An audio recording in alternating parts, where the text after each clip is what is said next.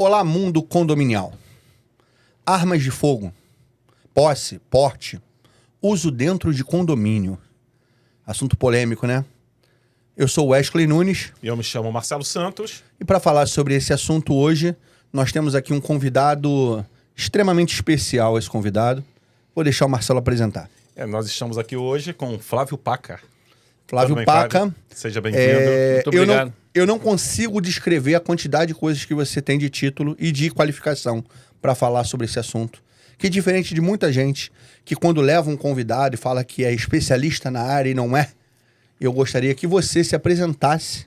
E, mais uma vez, como o Marcelo falou, seja bem-vindo, mas eu gostaria que você mostrasse o seu gabarito e o seu know-how para dizer ou falar opiniões sobre o assunto que a gente está discutindo. Tá muito bem. Questão de arma de fogo, né? Eu sou instrutor de tiro, esse ano estou fazendo 32 anos de instrução de tiro. Sou há 12 anos IAT, instrutor credenciado na Polícia Federal, para aplicar laudos de tiro para quem quer comprar arma, para quem quer renovar registro, para quem quer tirar porte, quer tirar CR. Tenho 27 anos de policial civil, né? Sou comissário de polícia. Ainda atuo. Caramba. Sou lotado na delegacia de sequestro. Aonde? Na DAS. Ah, tá. Fica... No Leblon. Leblon, isso. Ali perto do shopping, né? Isso. E na parte de instrução de tiro, eu também, além de armamento de tiro, ainda também dou aula de balística. Né? Caramba. Interna e externa. Na terminal, o ideal é quando você tem um médico legista. E eu tenho alguns colegas que são excepcionais nessa parte. A balística terminal a qual me refiro é em objetos, né? Alvos, superfícies metálicas, sim, testes sim, que a gente faz, que a gente precisa até fazer para, às vezes, tem que ver se determinados superfícies podem servir de cobertura ou somente, ou pode servir de abrigo, né? Que é a diferença entre aquela superfície que pode ser que é transponível pelo tiro, né? O tiro ultrapassa com a superfície. Exemplo, a porta de um carro. Se você fosse defender, se esconder a porta de um carro é apenas uma cobertura, ela está cobrindo sua silhueta. Mas se o cara imaginar onde você está e atirar, ela vai passar a porta, vai te pegar. Já se você vai atrás de um muro de concreto, por exemplo, é um abrigo. Ali é intransponível para o tiro, então você ali está bem protegido, entendeu? Então, Entendi. Então a balística terminal, na qual me refiro a esse tipo, não em cima de um corpo humano, que seria a especialidade de um médico legista. Entendi. Marcelo, antes de qualquer coisa, eu quero que você me pergunte o seguinte: eu atrás da porta do meu carro estou protegido? Me pergunta para mim. Pergunta. Atrás da porta do seu carro você está protegido? Hoje eu tô, porque meu carro agora é blindado. Isso aí. Eu cansei de ser assaltado. Eu perdi 3 carros em 2 anos. Então eu cansei dessa falta de segurança pública. Sei. E eu queria começar esse assunto justamente perguntando a você. Porque eu passei por algumas situações quase traumáticas e eu não vejo... Eu tive até... O nosso convidado aqui foi o Vicente Marquesi. E com o Paulo, né, o advogado dele. Paulo Duarte, o advogado dele, doutor. E a gente tá falando sobre que eu não vejo um perfil de melhora da segurança pública no Rio de Janeiro, porque desde que você pode até estar contra a minha opinião, mas desde a UPP, que para mim foi uma situação que conseguiu surtir algum efeito, para meu ponto de vista, tá, como morador de próxima a comunidades, surtiu algum efeito, mas de repente o senhor não tem esse ponto de vista. Mas existe solução para a segurança pública no Rio de Janeiro? Bom, vamos lá. Solução... segurança pública é um problema que a nossa cidade está enfrentando, né? O Estado, mas a nossa cidade do Rio de Janeiro realmente está muito abandonada. Tá? A questão é que nós temos realmente muitas favelas, comunidades, né?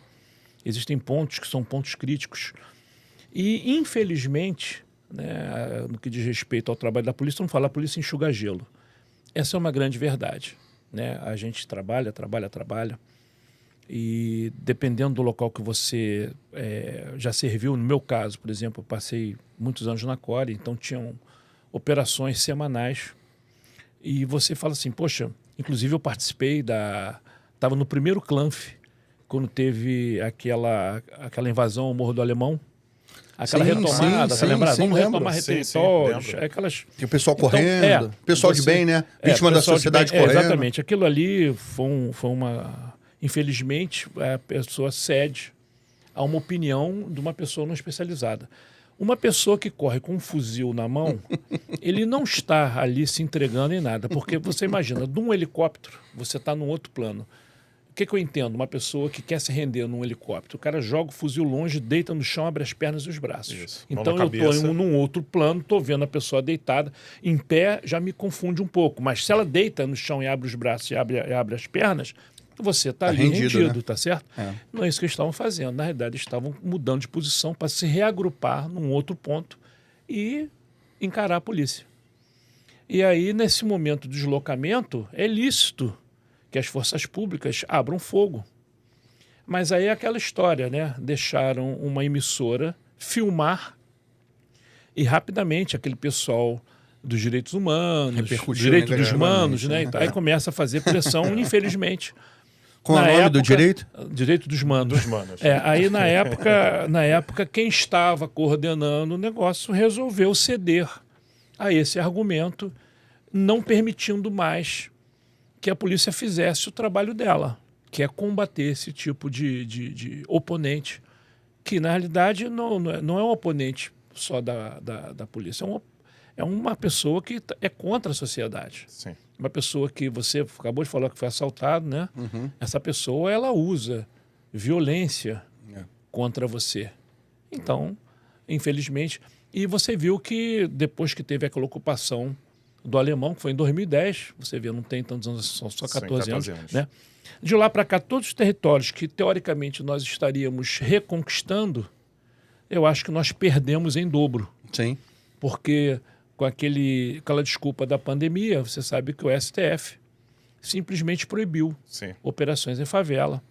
Mas nesse meio tempo houve tanta coisa, a proibição de, por exemplo, de usar a aeronave como apoio. Quer que eu explique? É proibido? Não, chegou uma época que estavam proibindo. Eu até aceito que você explique se você não deixar de me informar quais são as soluções para a segurança pública. Então, eu tenho que explicar. A primeira solução para a segurança pública é não haver ingerência de outros órgãos que nada entendem de segurança pública. Perfeito. Então, você vê, qual é o órgão máximo para interferir nisso? STF. Onde é que eles vão buscar informação? Em ONGs. Pronto. Como é que você vai ter segurança pública? Vamos ser sinceros. Sim, verdade. Né? A gente fica atado. A ordem vem de cima. Manda quem pode, obedece quem tem juízo. Ora, se nós somos atados, então a nossa função, a gente tem que encarar que é enxugar gelo mesmo. Sim. A gente vai reclamar para quem? Para o Papa? Não tem jeito. Quem tem que fazer qualquer coisa é o eleitor. Porque se o eleitor não está satisfeito com isso, ele tem que procurar votar não em quem é aliado dessa gente. Verdade. Soldados do Lula, coisas desse tipo. Porque, poxa, se você está vendo que quem está hoje mandando, a tendência é sufocar quem de direito pode agir, que no caso são as polícias, se essas pessoas que mandam hoje têm o poder de sufocar a polícia, então você tem que procurar alguém que, na realidade, nos dê sustentação de trabalho. Então, porque, veja bem, a solução vai começar a vir daí, no dia que você tiver uma outra visão do que é o criminoso. Quando você tirar da cabeça que o criminoso é vítima da sociedade, já começa daí. Porque quem manda, quem está lá em cima, acha que ele é vítima da sociedade. O que adianta você não achar? Para e pensa. Verdade. Não existe outra forma. Então a coisa está errada de forma conceitual. O conceito está errado. Se o conceito está errado, como é que eu mudo o conceito? Pô, amigo, a gente não tem. Quem sou eu? Eu posso, no máximo, por exemplo, como há um tempo atrás, eu sugeri o uso de atirador designado como uma forma de tirar os fuzis da rua por um outro governador. Sugeri isso. O que seria esse atirador designado? Veja bem, na época ele queria acabar com a violência gratuita, diminuir essa violência gratuita. A violência não acaba nunca, né? Sim. O máximo que você faz é botar ela de forma que ela fique... tenha um certo controle. Em nenhum lugar do mundo você vai dizer assim, eu acabei com a violência. Não existe isso. Isso é utópico. Mas aqui, o que ele queria fazer? Baixar a violência gratuita. E a violência gratuita, você sabe que há bem pouco tempo atrás, ou ainda continua, o cara vai assaltar, vai no barzinho assaltar as pessoas de fuzil. Sim. Coisa que a gente Aí não eu viu um tempo pergunto, atrás. vamos lá, no Brasil nós temos muita leniência com relação ao cara estar armado, um bandido tá de fuzil na rua. E gente achando que ele é vítima da sociedade. Sim. Aí vamos lá, vamos pegar qualquer país. Vamos pegar o mais democrata, Estados Unidos, para os países que têm, por exemplo, reis, os países como Inglaterra, Suécia, né? Os países que são governados por muçulmanos, os países que são governados por comunistas, qualquer país, não importa. Eu posso pegar qualquer parte do globo, a América do Norte, a Europa, a África, o Oriente Médio, o Oriente. Um cara de fuzil que não é militar, que não é policial, e nos países mais democráticos que não é um desportista, ele é um narcoterrorista. E como tal, Deve ser ele batido. é simplesmente neutralizado. Neutralizado, não tem que ter conversa, neutraliza. Não existe isso. Aqui no Brasil você enxerga de outra maneira. Tem gente que enxerga Inclusive de outra nas maneira. Farc, na Colômbia também, né? Aqui você enxerga de outra maneira, amigo. Então você vê o sujeito, a sugestão dada a esse então governador, que depois se tornou governador, era agir dessa maneira. E eu vou te falar mais, isso quando foi externado, a primeira pessoa que veio falar em apoio a essa ideia, General Heleno. Legal. Ele não era convidado a nada, não tinha sido ainda chamado, né? O Bolsonaro ainda não tinha assumido. O General Heleno falou, o nome disso é regra de engajamento. Eu fiz isso quando ele comandou O Haiti. a Força de Paz no Haiti. E ele percebendo que quando ele entrava nas favelas lá do Haiti, estavam tentando emboscar os soldados brasileiros da missão de paz e tal. Aí ele avisou, olha, a partir do dia tal, se eu estiver entrando com meus homens e for recebido a tiro como eu sou, os meus atiradores vão neutralizar vocês. Entendi. E eles acreditaram e não fizeram assim, olha, se eu não tivesse feito isso, eu estava mandando toda hora caixão para o Brasil dos garotos para as mães enterrarem. Mas, Paca, não teria que ter uma lei própria para isso ou a nossa Constituição já dá o direito? Vamos lá. Aí o que foi sugerido, eu conversei com ele. O Wilson foi juiz, tinha sido juiz. E eu falei, poxa, cara, você não precisa nem mudar a lei, porque o nome disso, do Estado atual, lógico, avisa, né? Ó, a partir do dia tal, você que não banque mais de fuzil, porque você pode ser neutralizado por um atirador designado. O nome disso é legítima defesa putativa. É quando eu vou combater um perigo iminente. Então, um perigo iminente. Aí vem a pergunta, um cara de fuzil é um perigo iminente? Sim. Olha só, ele queria uma solução. Você acha que é, mas baseado em que você acha que é? Eu também acho que é. O problema é que é muito fácil eu defender que é um perigo iminente. É só eu me colocar no lugar do servidor público que é obrigado a combater ele. Sim. Agora, você no conforto da sua casa, do seu escritório, do seu consultório, você pode chegar e não ter essa empatia e falar assim, cara, que se dane o servidor público, o policial tem mais que se fuder. Como você vê muito jornalista falando, poxa, mas peraí, mataram no Jacaré 20 e poucas pessoas e não morreu nenhum policial? Não, acho que teve a morte de um e eu escutei. Mas eu vi a tá lembrado reportagem, disso? lembro. Eu lembro, o repórter falou assim, Não só teve- morreu um policial Olha a 26 mente distorcida. meliante. Olha a mente distorcida Dá nem pra discutir sobre isso, de uma né? pessoa que fez faculdade, que se formou em jornalismo, né, e tal, que está na mídia, teoricamente formador de opinião. Olha, então você vê que os nossos inimigos, além de muito grandes em termos de quantidade, também eles tomaram conta de tudo. Ia ficar muito difícil. Por exemplo, eu estou aqui num podcast tentando defender um ponto de vista que eu tenho certeza que é minoritário. Tá? Quantidade de gente... Eu não sei não, Paca. Pelo Eu acho menos que- minoritária em termos do que a gente, se nós somos maioria, por que nós não estamos conseguindo implementar isso? Sim. Porque nós estamos votando mal. Pode ser. A gente está fazendo tudo Mas, errado. Flávio, me dá mais... Só para concluir essa questão do atirador, repara, uma das coisas que ele me falou, poxa, mas isso eu falei, olha só, para e pensa, para toda solução, todo problema humano tem uma solução técnica. Só que nesse caso, essa pode ser considerada não politicamente correta. E é isso que vão combater. Porque não existe. Eu desafio a qualquer operador da segurança pública que tem uma solução contra uma violência extremada dessa melhor do que essa. Eu vou explicar por quê. Porque se você usar o atirador designado, não existe forma de você expor menos o servidor público, onde ele não vai se expor. E segunda coisa que é muito importante, dano colateral. Como o tiro é colocado só e somente naquele que está portando aquela arma, que é o perigo iminente, é ele, quem está do lado não é atingido. Verdade. Então ali é uma operação cirúrgica em que você está eliminando. É como se você fosse na célula cancerosa e pudesse não matar todas em volta. Como se tivesse lançado... Ninguém que não... Então eu vou lá e retiro. Sim. Eu vou retirando aos pouquinhos da sociedade essas células cancerosas. Mas acontece muito nisso quando existe essa quando um meliante é abatido, depois diz que o era trabalhador, que era pai de família. Mas nesse caso, você, né, eu também tenho sugerido que o spotter, o cara que trabalha com atirador, o equipamento que faz a medição da distância, ângulo, ele fotografa e filma. Entendi. E nesse caso, você guardaria essas imagens, que lógico, o pessoal lá vai fazer o escândalo, vai botar gente na rua, né? Sim. Mas daí a 2, 3 dias você olha aqui, ó, naquele caso, olha a realidade aqui. Então era um pai de família, era um pastor que estava indo pregar? Não, era um bandido armado. Fuzil. E pode ser que no momento que eu esteja apresentando isso, já tenha ocorrido mais 2, 3 casos.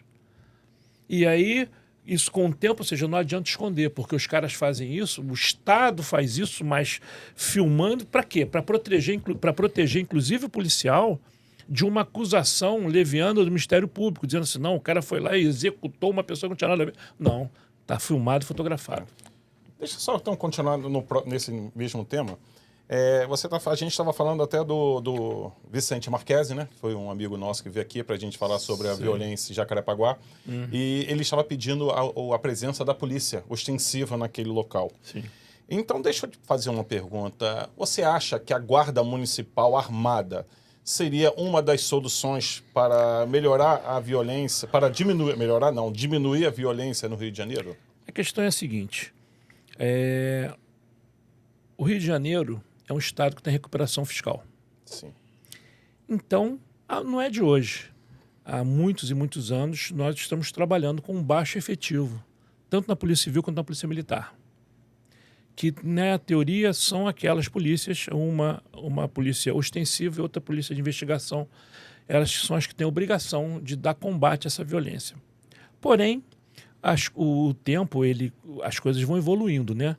E a gente percebeu também que a Guarda Municipal, que muita gente quer transformar em uma parte em polícia municipal, quando fala em polícia, seria o seguinte, quando você faz o concurso para a guarda, você sabe que está fazendo um concurso para trabalhar numa unidade não armada. Quando digo não armada, é arma normal, né? Eles trabalham com armas menos letais? Sim. A Guarda Municipal tem treinamento com gás, tem treinamento antitumulto, né? Gás, munições menos letais, coisas desse tipo. Mas o que acontece? Muitos prefeitos já têm lei que ampara isso, estão percebendo que uma partezinha da Guarda Municipal poderia se transformar em força auxiliar, principalmente para tomar contas de locais sensíveis, como, por exemplo, está no entorno de escolas, né? Você se lembra daquele problema que teve em Realengo, né? Entrou um ex-aluno numa escola e que até a primeira polícia militar chegar, ele teve tempo de matar várias crianças, né? Você imagina se você tem uma Guarda Municipal mais... mais fluida, mais ativa, porque também o que acontece? O que vai fazer um guarda municipal com um cacetete contra um sujeito armado com uma arma de fogo, né? Sim. Então fica uma coisa difícil. Então, nesse caso, eu sou defensor também dessa ideia, né? Eu acho. Lógico, não toda a Guarda Municipal. Por que eu vou dizer que não toda? Porque você vai habilitar, você vai fazer uma habilitação conforme previsto em legislação, na qual a Polícia Federal é, na realidade, a entidade que fiscaliza a aplicação dessa habilitação e fiscaliza a prova que esse guarda é obrigado a fazer quando termina a habilitação. E ele tem muita chance de não conseguir o porte. Ele pode ter feito todo o processo. Assim como, por exemplo, hoje eu estou dando aula em curso de formação da polícia. Só que na polícia, quando você faz a própria polícia, você sabe que você vai trabalhar armado. E hoje a matéria armamento e tiro, ela é dentro da formação. E se você não passa nessa matéria, você simplesmente... ali acabou o curso para você. Você foi reprovado e você, obviamente, não será empossado policial. Na guarda é diferente. Na guarda o cara já é guarda. Esse curso é um curso extra, tá certo? Então, duas coisas são necessárias. Primeiro, o cara tem que ser voluntário. Porque o cara que fez o concurso para a guarda municipal, ele pode muito bem falar assim, não me interessa trabalhar armado. É um direito dele. Então, muito bem, o pessoal que quer, eu sou voluntário. Mas não adianta ser voluntário, porque a legislação, ela impõe que esse cara faça um teste psicológico com uma psicóloga credenciada pela Polícia Federal. Então, já começa aí, ver se você tem um perfil. Entendi. Então, se você passa no teste psicológico, assim como o cidadão que quer comprar uma arma de fogo, renovar um registro, faz a mesma coisa. Perfeito. O que eu acho correto. Certo. Não deixar qualquer maluco ter arma, né? Então, esse cara, uma vez que ele tenha isso, e ele foi selecionado pelo prefeito, sim, ou o chefe da guarda, que normalmente o prefeito terceiriza, né? O chefe da guarda pode resolver isso. Afinal de contas, ele sabe com que ele trabalha. Aí essa pessoa vai lá e faz o curso de formação. E esse efetivo da Guarda Municipal, né? Você falou que o efetivo da Polícia Militar e da Polícia Civil já... há muito tempo está defasado. Está defasado, né? Se o prefeito, né, conseguisse trazer essa guarda armada, né, para tomar conta, pelo menos, dos colégios municipais, sim, de repente de eventos, jogos no Maracanã, Rock in Rio. Ajuda, né? Seria... uma força auxiliar. Exatamente, porque eu acho assim, você tirar os policiais, né? Tem vários amigos que são policiais que às vezes trabalham no carnaval e em jogos no Maracanã, cara, que poderia estar fazendo uma guarda, uma segurança em pontos estratégicos para combater a criminalidade. Eu acho assim, você tirar policiais de pontos estratégicos para levar para o Maracanã, eu acho que esse trabalho poderia ser feito pela Guarda Municipal. Entendi. Flávio, deixa eu voltar uns passos atrás, porque a gente acabou desviando e eu não cheguei a perguntar duas coisas. Então, você está me dizendo que a frase que veio do Wilson Witzel sobre um depoimento que ele deu, uma entrevista que ele deu falando sobre as pessoas, os meliantes que estivessem circulando com fuzis e seriam abatidos, que isso repercutiu muito na época. Veio do conceito seu? É a forma de colocar. Na realidade, o que eu tinha passado? Até para você... uma ideia polêmica. Mas veio do conceito seu? Foi exatamente. Que legal. O que acontece é o seguinte... Não era para falar legal, cuidados, né? Desculpa, não posso falar legal. Os cuidados que a gente parte é o seguinte... porque esse cara vai ter que ser... Qual é a palavra correta? Neutralização. Sim. Porque você dá um tiro para neutralizar o cara, para tirar ele de combate, né? De combate. Ele morreu é uma consequência. A ideia não é matar. Sim. Mas ele estava sendo avisado que se ele estivesse portando um fuzil, ele teria o risco de ser abatido. A partir de uma determinada data, você está bancando aquilo porque você disso, você foi avisado. Eu lembro disso, foi muito repercutido. O problema é a forma, porque onde é que o atirador designado faz a mira dele? Porque o atirador designado, para você ter uma ideia, ele trabalha com alvos até 600 metros. É o famoso sniper? Não. Ah, não? O sniper é o tiro de comprometimento. O cara que é sniper, ele treina para, numa distância de até 100 metros, acertar uma circunferênciazinha de 3 centímetros. Sim. Ou uma polegada. Então é um atirador mais especializado, então. É um atirador, porque o que acontece? Muitas vezes é onde tem refém. O sniper ele entra onde tem refém, onde tem alguém com a vida em risco. E muitas vezes esse refém está na frente do sequestrador, do cara que está mantendo ele ali, e normalmente ele expõe uma parte pequena, ele não está de peito aberto, ele está escondido. Entendi. Então, desculpa. Nada. Então o que acontece? Ele tem que atirar. E outra coisa, ele tem que atirar visando o bulbo do cara. Então o tiro é nessa região aqui, para que desligue o corpo do cara. Às vezes ele pode estar com uma granada, uma faca, uma arma, né? Exatamente. Então você ali apaga o cara. Então o sniper, né? Então, e outra coisa, a 100 metros é uma distância já grande. O sniper ele tenta diminuir essa distância e ele conhece muito bem o armamento. Sim. Ele treina em moedas, em circunferências pequenas como uma moeda. A 100 metros. Até. Até 100 Ele pode tirar a distâncias menores. O ideal é até que faça isso. Quanto menor a distância, mais certo, mais cirúrgico é o tiro dele. O atirador designado, não. Ele tem que atirar na caixa do sujeito. Então, é perfeitamente possível o cara com uma arma de boa qualidade, com uma munição própria, uma munição também match, que é o termo que se usa para munição de precisão, você até 600 metros é razoavelmente fácil acertar a caixa torácica. Mas esse atirador que você está falando... Esse é o designado. Tá, designado. É o designado, que é o que eu sugeri. Entendi. Atirador designado. Essa doutrina do atirador designado, né, ela foi tão bem aceita e que eu tenho, inclusive até hoje, a carta e o contato do CEO da Taurus CBC, o Salésio Nunes, presidente da Taurus CBC, que conseguiu meu telefone, na época mandou o contato e falou assim, olha, você está em contato com o governador e tal, nós soubemos dessa iniciativa que ele pretende dar ao Estado e a gente está parabenizando o Estado pela iniciativa, ver como é que a coisa andou. Uhum. E, inclusive, por que eu estou perguntando a você pretende formar quantas pessoas? Eu falei, olha, eu conversei, o ideal seria em 2 anos formar 120 homens, 60 policiais militares, 60 policiais civis, mas não para trabalhar em BOP, CORE ou choque, é para trabalhar em quartéis e em delegacias, em locais sensíveis, perto de determinadas comunidades, para ter a facilidade de deslocamento e tal, sempre trabalhando em dupla, aquela coisa toda. E, na realidade, eu pretendia formar essa quantidade. E quantos tiros você acha que cada um daria? Eu falei, vou botar para formação e treinamento, 500 tiros cada um. Ele falou assim, pois sabe então que a CBC vai patrocinar. Eu tenho a carta. Que legal. Então, eu me lembro que eu peguei, fiz as Deram contas apoio, na né? época, né? Era quase R$2 milhões em munição. Então, a CBC, para você ver como é que um órgão, uma empresa estratégica, que é a única empresa de munições que o Brasil, naquela época, né? Uma empresa estratégica, ela reconheceu que seria uma boa iniciativa, inclusive se comprometendo a patrocinar né? Para poder...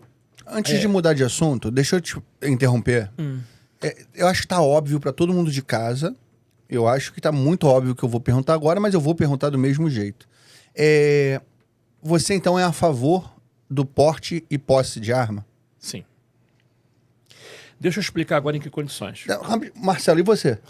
Eu sou a favor da posse da arma. Porte não. Não, porte não. Você é a favor da posse e do porte? Mas deixa eu E explicar você, por quê.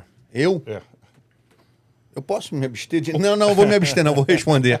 Eu sou a favor, embora eu vou perguntar muito ao nosso convidado sobre a questão da educação do povo brasileiro e da disciplina do povo brasileiro, que é um povo muito core, né? Que é um povo muito emocionado, um povo muito emocional.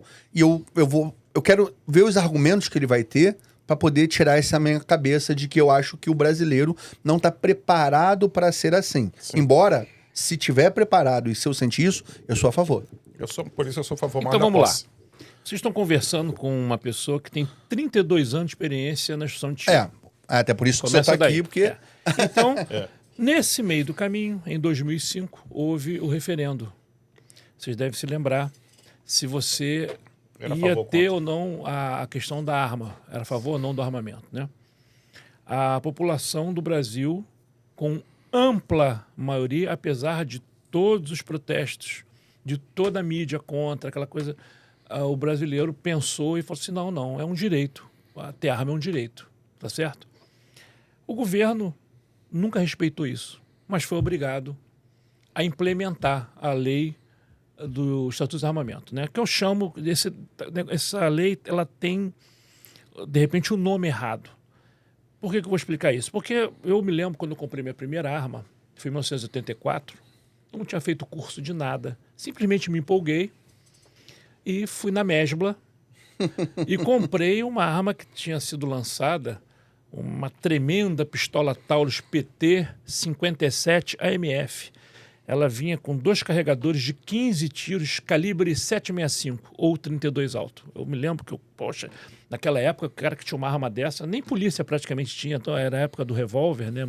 Bom, eu comprei essa arma na Mesbla, do centro do Rio, Mesbla, e eu me lembro que eu não demorou muito tempo para correr a documentação. Eu fui lá, peguei a arma, botei embaixo do braço, fui para casa, sentei na minha cama, abri, peguei o manual, comecei a ler o manual e comecei a manobrar aquilo ali. Na época era assim que se fazia. Hoje eu posso afirmar totalmente errado, tá? Porque a questão da arma de fogo, o conhecimento não pode ser intrínseco. Você tem que realmente se habilitar. Porque quando você pensa assim, poxa, eu queria uma arma de fogo para minha defesa pessoal, só para ter em casa, ou então eu vou evoluir. Quando eu achar que eu estou bem com esse armamento, eu vou tentar ver se eu tiro meu porte de arma. Perfeito. Tá? Essa questão toda, que eu considero um direito, tá? É uma... Como é que eu vou explicar? É uma coisa... São informações que você vai agregando e você vai crescendo com relação a isso. E você, quando pega uma arma, como eu pegava naquela época, né, que você pegou naquela época, você não tinha noção de nada. Eu poderia, sem querer, ter feito um disparo acidental? Sim. Sim. Então é aquela história, é questão de discernimento. O meu discernimento ali me permitiu tratar aquele objeto mecânico com um cuidado tal de forma que eu não fiz disparo acidental. Mas aí vem aquela tua pergunta. O povo brasileiro tem condição... Educação e disciplina, né? Quando fizeram o Estatuto do Desarmamento, eles fizeram o seguinte: você quer ter arma? Beleza. Mas agora a gente vai fazer algumas exigências que rapidamente eu considerei, não, peraí, isso é justo. Vou dar um exemplo. Você quer dirigir. Sim. Você sabe, o raciocínio que você está usando para arma de fogo, você pode usar para o automóvel. Tem gente que quando diz que assentou no volante do carro, o cara se transforma. O cara se acha mais machão, o cara se acha, né, o rei da cocada preta, né, o bom de bunda. Sim. Então, o cara, aí o cara desceu do carro, o cara tá normal de novo. O cara tá no carro, o cara fica agressivo, xinga, aquela coisa toda. Você procura evitar esse tipo de motorista como? Você primeiro impõe a ele que faça um exame psicológico, exame médico. Sim. Ele é obrigado a fazer uma autoescola, onde ele vai entender um pouco do veículo, que, né, ele vai saber manobrar e vai saber psicotécnico, andar. né? Vai fazer o psicotécnico, vai fazer todo esse procedimento. Só que eu vou te fazer uma pergunta, amigo. Quando eu cumpro isso tudo, faço a minha prova final e passo, você acha que a minha carteira devia ser um direito? Você acha que é um direito tirar minha carteira? Eu cumpri todas as exigências, de forma objetiva. Então, quando eu me formo, a carteira é um direito que eu tenho, concorda? Sim, concordo. Muito bem. Quando fizeram o Estatuto do Desarmamento, eles fizeram algo parecido. Porém, eles botaram também um critério subjetivo. Qual é o critério objetivo? Você vai fazer um exame psicológico com uma psicóloga credenciada para o federal, tá certo? Depois disso, você vai fazer uma prova de manuseio, conhecimento, manuseio e tiro. Sim. Com um instrutor credenciado para o federal. Perfeito. Depois você vai tirar sua documentação criminal para saber se está tudo certo, para só então você ter a permissão de comprar arma. Só que esse é o critério objetivo. Qual é o critério subjetivo? É alguém, dependendo do que você declara, saber se você merece ou não ter aquela arma. Tipo assim, eu vou tirar minha carteira de motorista, agora no final alguém vai dizer se onde eu moro... Ah, não, onde você mora passa muito táxi, passa muito Uber, tem muita condução. Você não precisa de carro. Então você não precisa de carro, não. Porra, mas se eu tirei a minha carteira, eu não quero que ninguém venha dizer isso para mim. Sim. E é o que acontece com a arma de fogo até hoje. E piorou. O critério subjetivo é exatamente isso. E o critério subjetivo ele é muito maior quando se trata do porte. Mas eu, como instrutor, eu posso te afirmar uma coisa. Um sujeito que... lá atrás começou tendo a posse. Então ele fez um curso básico de operador naquela plataforma, pistola, revólver, espingarda, carabina, não importa. Aí ele fez o exame psicológico. A outra etapa ele cumpriu a prova de manuseio e tiro. Tirou essas certidões, deu entrada no órgão, que é a Polícia Federal. A Polícia Federal permitiu que ele comprasse arma. Beleza, ele comprou a arma e levou para casa.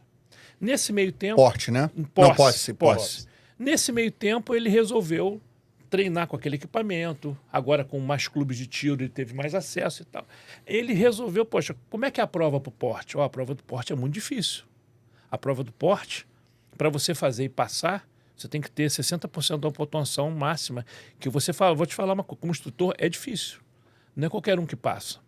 Tanto não é qualquer um que passa, que na época do próprio Wilson Witzel, vendo como estavam a condição de formação e treinamento policial, a gente fez uma proposta que era um grupo independente de avaliação da resposta policial, aplicando meia prova imposta ao civil para o policial, já formado, de porte de arma.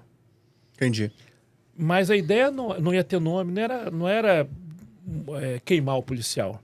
Era mostrar para o administrador sério que o policial ele tinha porte de arma, mas ele não tinha condição daquele civil que fez uma prova muito mais difícil e está tentando se habilitar a portar uma arma, mas ele tem que cumprir o critério subjetivo, que é um delegado da Polícia Federal achar ou não se ele precisa ou não ter arma.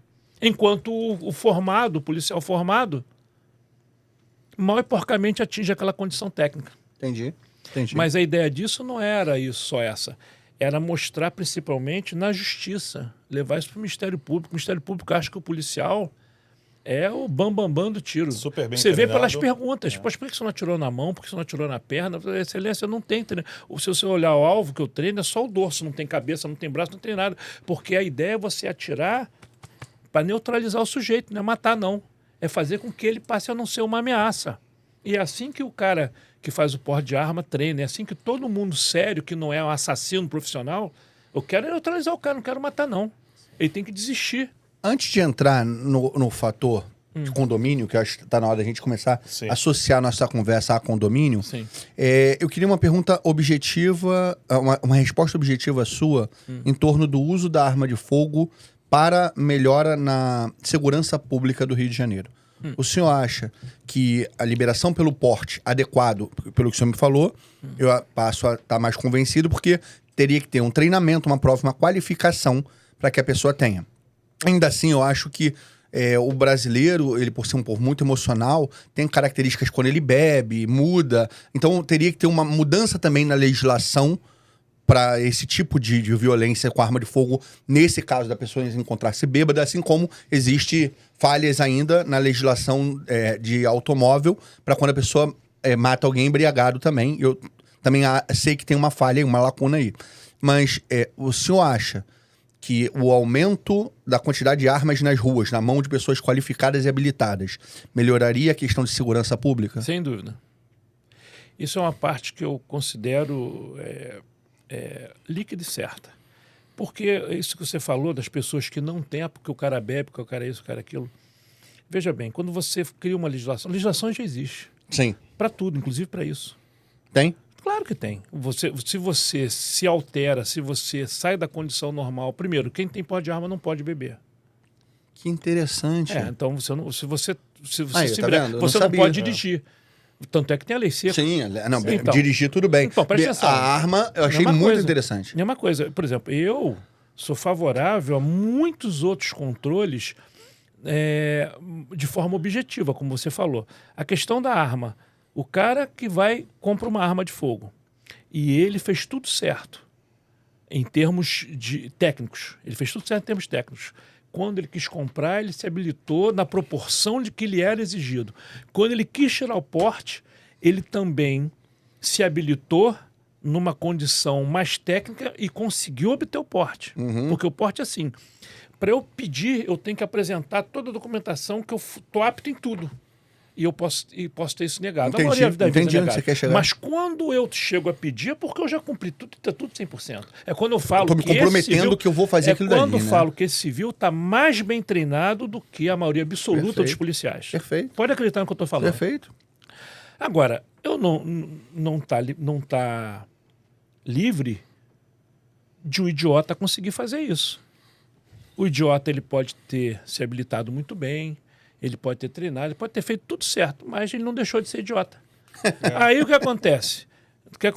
Ele, uma hora qualquer, ele vai fazer uma besteira.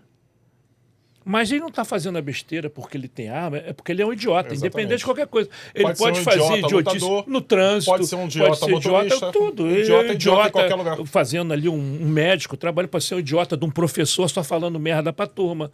Entendeu? Então, a questão... E pode ser um idiota policial também, né? Tudo. Porque você vê área, acontecer. Um juiz. Tu vê acontecer, Sim, às vezes o muitas próprio vezes. policial Quer ver uma coisa? saca uma arma e dá um tiro numa pessoa que não tem nada a ver. Mas assim, ele não tá no exercício da função dele, mesmo assim ele tá bêbado em algum lugar, participando de alguma festa, e acontece isso. Às vezes é o síndrome do pequeno poder, né? É. Eu vou te fazer uma pergunta de um fato que aconteceu, aí você me responde, só para ter uma ideia.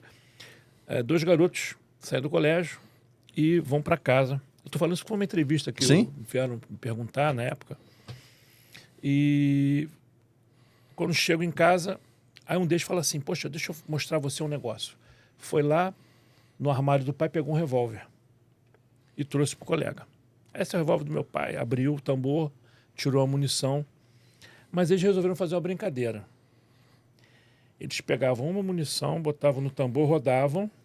A brincadeira é o seguinte: eu vou girar esse tambor, vou fechar, vou apontar para a cabeça e vou apertar o gatilho. A famosa roleta russa. Roleta russa. Um garoto conseguiu abrir o tambor, tirou as munições, botou uma só. Ora um fazia, ora outro fazia. Então, vamos lá. Se ele bota, se ele bota uma munição só, fecha a arma, são 6 câmaras. Quando ele vai fazer a roleta russa, qual é a chance que ele tem de se ferrar? 1 em cada 6. É isso. Se ele simplesmente não abre a arma e roda de novo e passa para o outro, já caiu para 1 para 5. Caiu para 1 para 5. Quando volta é 1 para 4. Vai ter uma hora que o tiro vai sair. Vai acontecer. Mas mesmo que ele rode 1 para 6, é uma chance muito grande de você se ferrar. É. Teve uma hora que aconteceu o tiro. Aí, quando aconteceu o tiro, veio um monte de gente palpiteira que não entende bulu e fala assim, pô, mas é um absurdo também no revólver não ter segurança, né? O revólver, a única tecla externa, sem ser a tecla do gatilho, é aquela que faz abrir o tambor. Não tem mais nada. Se você aperta o gatilho, armando ou não o cão, vai ter disparo. Ação simples, ação dupla. Aí vieram levantar isso, que é um absurdo o revólver não ter isso, que tinha que ter uma chave, que tinha que não sei o quê. Caramba. Aí vieram fazer essa pergunta. Aí o jornalista, pô, eu vou fazer o papel do advogado do diabo, vou fazer pergunta bem idiota mesmo, dessa forma como as pessoas estão fazendo. É o que eu tô fazendo aqui hoje. Não, que isso. Aí, né, aí o cara perguntou, eu falei assim, amigo, olha só, presta atenção. A resposta que eu dei a ele. Por mais que a gente tenha avançado em termos de sociedade, o homem ainda não inventou nenhum equipamento idiot-proof. Não tem nada à prova de idiota. Então, é a mesma coisa. Arma de fogo que não é um instrumento mecânico, um instrumento para habilitados. Vai o moleque, faz uma merda dessa. O que essa arma entende? Ela tem trava, sim, interna. Que como todo armamento, conforme você vai deslocando o gatilho para trás, as travas que existem, elas vão sendo desfeitas, desativadas, para que haja o disparo. Sim. Quando o gatilho volta à posição original, elas voltam a estar ativadas novamente. Ora, se você apertou o gatilho, a arma entende que você quer atirar. E quando você apontou para a cabeça, você simplesmente se ferrou. Foi isso que aconteceu. Mas olha só, isso aí toca num ponto que vai além do condomínio, mas a gente já está indo para o lado já de uso dentro de condomínios e casas e tal. Tá. Existem práticas que devem ser tomadas como segurança Sim. de uso ou permanência, posse do armamento dentro de casa para evitar esse tipo de contato com crianças. Só pode me dar alguma sugestão, algumas sugestões de como deve ser guardado ou não deve ser, ou deve ser, a forma que ela deve ser utilizada em casa? Para começar, eu sempre passei isso, né? Por que pareça. Você tem uma arma em casa e você tem filhos pequenos. Sim. Dependendo da idade, é óbvio, quando a criança é baixa e fraca, ela não vai ter acesso se você botar uma determinada altura. Mas depois que a criança cresce, Ela vai já ter tem acesso. 6 anos, 7, 8 anos, o que você tem que fazer com essa criança? Você tem que tirar a curiosidade dela. Ela sabe que você tem uma arma. E o grande problema é você manter escondido. O que um pai que quer fazer com que aquele equipamento não seja um motivo de curiosidade, num determinado momento, ele entra na conversa do equipamento, ele chama a criança, pega o equipamento, esvazia, torna o equipamento frio, ou seja, tira as munições do equipamento, Sim. leva, deixa a criança pegar. Deixa a criança manusear. Explica, ó, isso aqui é equipamento que foi feito não para brincar. Ele foi feito para destruir o que está na frente do cano.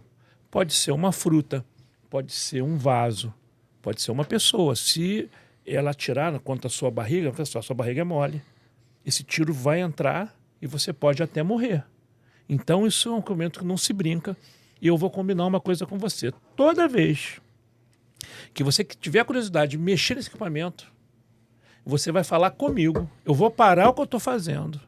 Vou pegar o equipamento, vou mostrar para você. Você vai manusear. Toma até cuidado para não cair no chão, para não cair no teu pé, que isso é de aço. Vai machucar. Eu vou ficar esperando você matar a sua curiosidade. Quando você acabar, eu pego tudo, guardo. Mas será que eu uso com um amiguinho, como você contou do exemplo? Quando ele começa a fazer isso, quando o pai faz isso, ele não vai... Acredita no que eu estou falando? Ele não vai fazer isso. Porque ele sabe, ele já tem essa comunicação com o pai dele, de quando ele quiser ver aquilo, o pai vai fazer com ele ali. Então você está me explicando que quando não vai ter a curiosidade de mostrar para o amiguinho, aquele interesse em mostrar... Porque ele vai perder a curiosidade. Entendi. Ele só vai ter curiosidade se aquilo não for saciado. Ele vai perder se for uma antes. Coisa proibida. E eu posso falar isso por experiência própria. Eu posso falar por experiência própria da curiosidade, porque um membro da minha família que me criou, ele tinha alguns armamentos e ele trancava numa gaveta e quando ele saía, eu fazia questão de saber como abrir a gaveta quando eu era criança e mexer no armamento. Tô vivo, nunca aconteceu nada. Por sorte, né, cara? Agora o certo mas, assim, se ele sabe que você sabe... O que ele tem que fazer? Bom, vou fazer essa aproximação. Porque nada como... Agora, você imagina uma pessoa não habilitada. E eu peguei, e eu usei que eu digo manusear diversas vezes, e não era um armamento, eram 8, 9 armamentos que ele tinha diferentes. E a primeira vez que eu já quase um pouco mais velho, e que ele me levou até para conhecer, para saber como funcionava, eu sabia manusear todos os armamentos. Tem hoje garotos que conhecem a arma, o garoto olha a arma, você vai ver, mas como é que eu sabe tanta arma? Jogos, né? Jogos. Não, o meu não. Eu sei que isso é uma HK, eu sei que isso é uma Glock, eu sei que isso é assim. O cara conhece tudo, né? Mas o que acontece é o seguinte, essa forma que eu estou falando para você é a forma recomendada. Então o que acontece? A minha filha começou a atirar com 8 anos. Eu montei um rifle 22 para ela. Por que rifle? Porque é fácil. Polêmico, hein? Polêmico. Não é polêmico, não. Eu fiz uma entrevista, não sei se vocês se lembram, no History Channel. Sim. Tinha um repórter que fazia tinha lá um programa chamado O Infiltrado. Era um repórter que ele ia num lugar que tinha luta, perguntava como é que era a luta. Sim. E ele uma vez foi no DeFi, na Polícia Civil, para falar sobre assunto de arma de fogo. O Infiltrado, né? No History Channel, ainda tinha isso. E na época, como eu estava perto, a Coreia do lado, tá vindo um jornalista aqui, numa série, não sei o quê. Resultado, eu fiquei lá para... Quando ele começa a fazer essas perguntas, né? Ele perguntou, poxa, mas uma arma de fogo não é nociva? Imagina, uma pessoa ter arma de fogo. Cara, eu falei, amigo, a arma de fogo só é nocivo em mãos erradas. Quando você fala do Estatuto de Desarmamento, lá atrás, quando o ministro da Justiça, se não me engano, era o... Oh, meu Deus, vou me lembrar o nome dele. Quando ele falou em desarmar, ele não falou em desarmar os bandidos. Ninguém toca nesse assunto, é desarmar o cidadão de bem. Você acaba vendo que o Estado ele tem medo, não é do bandido. Porque se essa turma tivesse medo de bandido, não tinha ido o Flávio Dino na favela. Sim. Porra, um monte de cara armado ali, eles não vão fazer seus acordos cabulosos nesses locais se eles tivessem medo de arma. Concorda comigo? Eles têm medo de arma ao cidadão. Perfeito. Eles têm medo do cidadão armado. Perfeito. E é por isso que eu luto para esclarecer. Eu acho que toda vez eu aceito de chegar em podcast como esse, quando as pessoas têm interesse em tentar entender a questão da legislação de arma, por que essas coisas acontecem, né? Eu tenho a oportunidade de defender esse ponto de vista tecnicamente. Certo. Então, o cara pode falar para mim assim, mas eu não concordo com você porque a minha ideologia não permite. Beleza, o cara pode achar qualquer coisa. Eu posso falar que isso aqui é branco, não é preto, porque eu tô vendo branco, cada um fala o que quer, né? Não, tem razão. Você quer fazer uma pergunta, Marcelo? Sim. Eu gostaria, a gente já falando sobre porte, né? E às vezes o que acontece? Às vezes a gente está numa GO, numa AGE, né? Nós somos síndicos profissionais. Às vezes chega um condômino, um conselheiro, às vezes chega armado. Tá? Eu queria saber qual seria a nossa atitude para com civil ou para com policial militar numa situação dessa? Vamos lá. Primeiramente, se o cara for civil, mesmo que ele tenha porte, ele não pode ir em reunião armado. Sim. Isso é um pré-requisito. Ele pode perder o porte de arma dele. Por exemplo, ele pode perder o porte de arma dele se ele for pego embriagado, se ele for pego forçando a entrada em ambientes, clubes, por exemplo, condomínio, tá certo? Cultos religiosos, no caso de uma igreja. O cara que tem porte de arma, onde há aglomeração, ele não pode estar armado, porque a arma é feita para defesa pessoal dele. Sim. O agente público é diferente. O agente público, ele tem, por o porte dele ser funcional, o outro não tem porte funcional. O porte ele foi adquirido, mas o agente público tem porte funcional. Então, você pode entrar, por exemplo, em boate, ele pode entrar em qualquer tipo de reunião, inclusive de condomínio, Sim. né, armado. O que ele não tem que fazer é andar com arma ostensiva. Isso. Ele não pode Deixa eu até botar- perguntar. Então, isso é uma pergunta que estava aqui para fazer já, que assim, acontece muitas vezes, tá? Muitas vezes acontece isso. E quando ele usa a arma de uma forma de coação ou de ameaça, ou exibindo, ou mostrando que está armado, o que pode acontecer com essa A primeira pessoa? coisa que eu faria, já que ele está armado, eu filmaria. Irmão, olha só, você pode ser policial, pode ser. Essa reunião aqui é uma reunião pacífica daqui dos condôminos. O que a gente vai conversar aqui é sobre acerto de contas e procedimentos que nós vamos ter aqui no condomínio. Eu estou me sentindo constrangido, o senhor está aqui armado, porque não é menor necessidade, que não tem nenhum bandido, então eu vou filmar o senhor, porque se amanhã ou depois se isso evoluir, eu vou na delegacia ali da parte. O cara vai responder, inclusive na corregedoria. Então, a primeira coisa que eu faço, vai filmar o cara. Então, sendo filma, ou não policial, deixa filmar. ele não pode coagir ninguém claro, com não o pode uso de coagir, arma. Não pode, de forma nenhuma. Ele vai estar coagindo porque qual é o motivo dele de coagir? Porque é idiota. É o idiota. Então, o idiota tem que ser contido. Entendi. Tá certo? Então, acho que o procedimento correto seria esse. Olha só, vou filmar, a reunião vai ser filmada, porque se tiver qualquer coisa aqui que seja fora do contexto, existe já lei, não tem que mudar. Você vai na delegacia, aqui, ó, o cara estava dessa forma aqui na reunião, tá vendo? Aqui a intenção dele é coagir, você vê as palavras que ele usou, a forma de como ele se impôs. Sim. Porque cada condomínio é um voto, concorda? Sim. O cara vai Concordo. querer chegar se achando que é 10. Marcelo, nesse caso, durante uma assembleia, pode ser a assembleia interrompida e chamar a polícia no momento da assembleia? Sim, com certeza. Se o síndico Mas ou olha qualquer só, membro... a melhor coisa é fazer prova antes. Sim. Porque numa dessas você chama, o cara vai embora, Mesmo já com volta. Mas tendo você abre, testemunha, tá? tendo testemunha. Tem que ter testemunha. Agora, a filmagem é incontestável. É incontestável. É incontestável. Inclusive, até porque você fala, não estava não. Não estava o quê? Você está na filmagem aqui do lado dele. Como é que está dizendo que não deu? Você ainda força o cara a ser testemunha. Se tiver filmagem, você força o cara a ser testemunha. Entendi.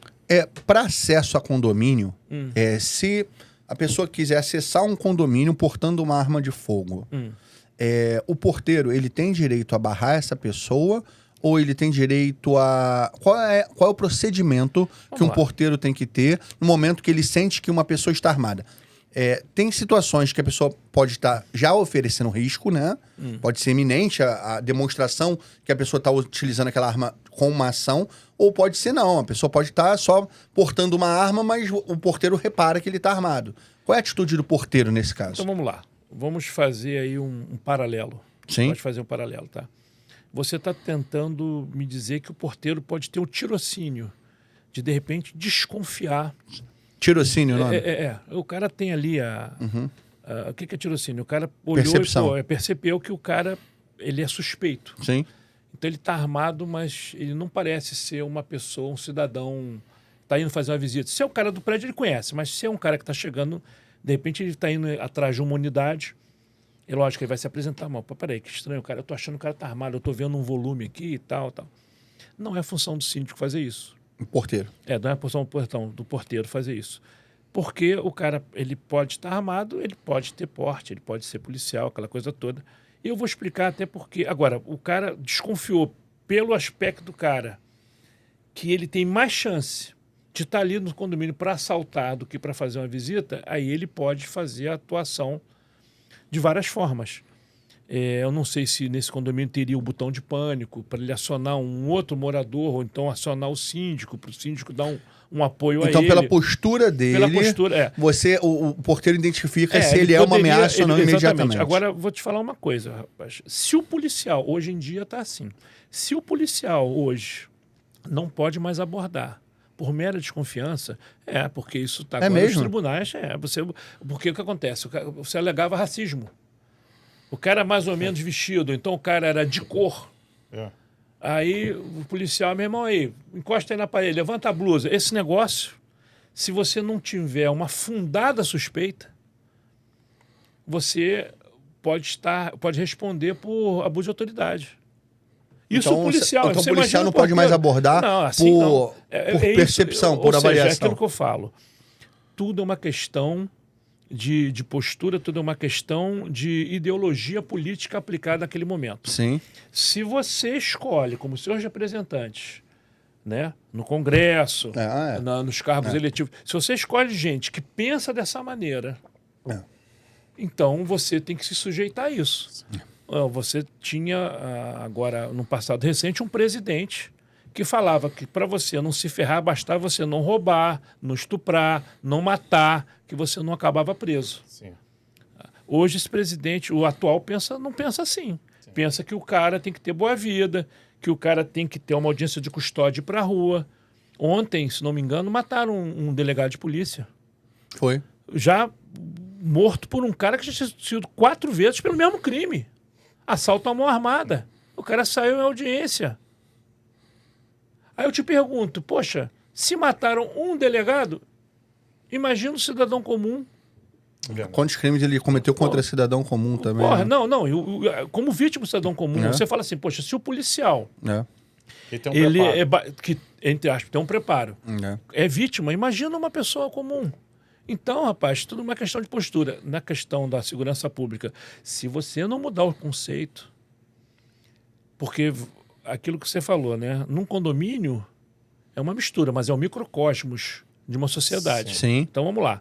Nesse microcosmos, você vai encontrar gente de todo jeito, todo tipo. Gente que teve educação, que teve estudo e tal, como gente que não teve. Você vai encontrar gente que não gosta de regra. Você vai encontrar gente que quer tumultuar, que não está nem aí para convivência, viver com outros.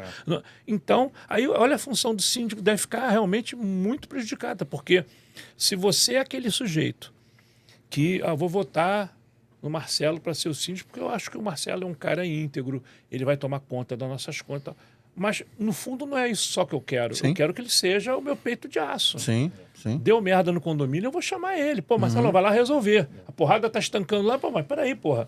Ali tá tendo um problema muito sério e eu não tenho, não tenho estrutura física, não tenho amparo legal para agir, porque não tem... Não existe lei própria. Não existe lei própria, mas nada disso. Ou seja, você tem uma tarefa, você é imbuído a uma tarefa, você aceita essa incumbência, Sim. mas você é limitado. Mas muitas vezes o condômino que te colocou não entende isso, que você é limitado. E muitas vezes o outro se aproveita disso, pelo fato de você ser limitado. Então fica uma coisa difícil. Então vamos aproveitar que a gente entrou nesse assunto. Nós temos aqui no nosso programa um quadro chamado Põe na Ata. Verdade. Tá?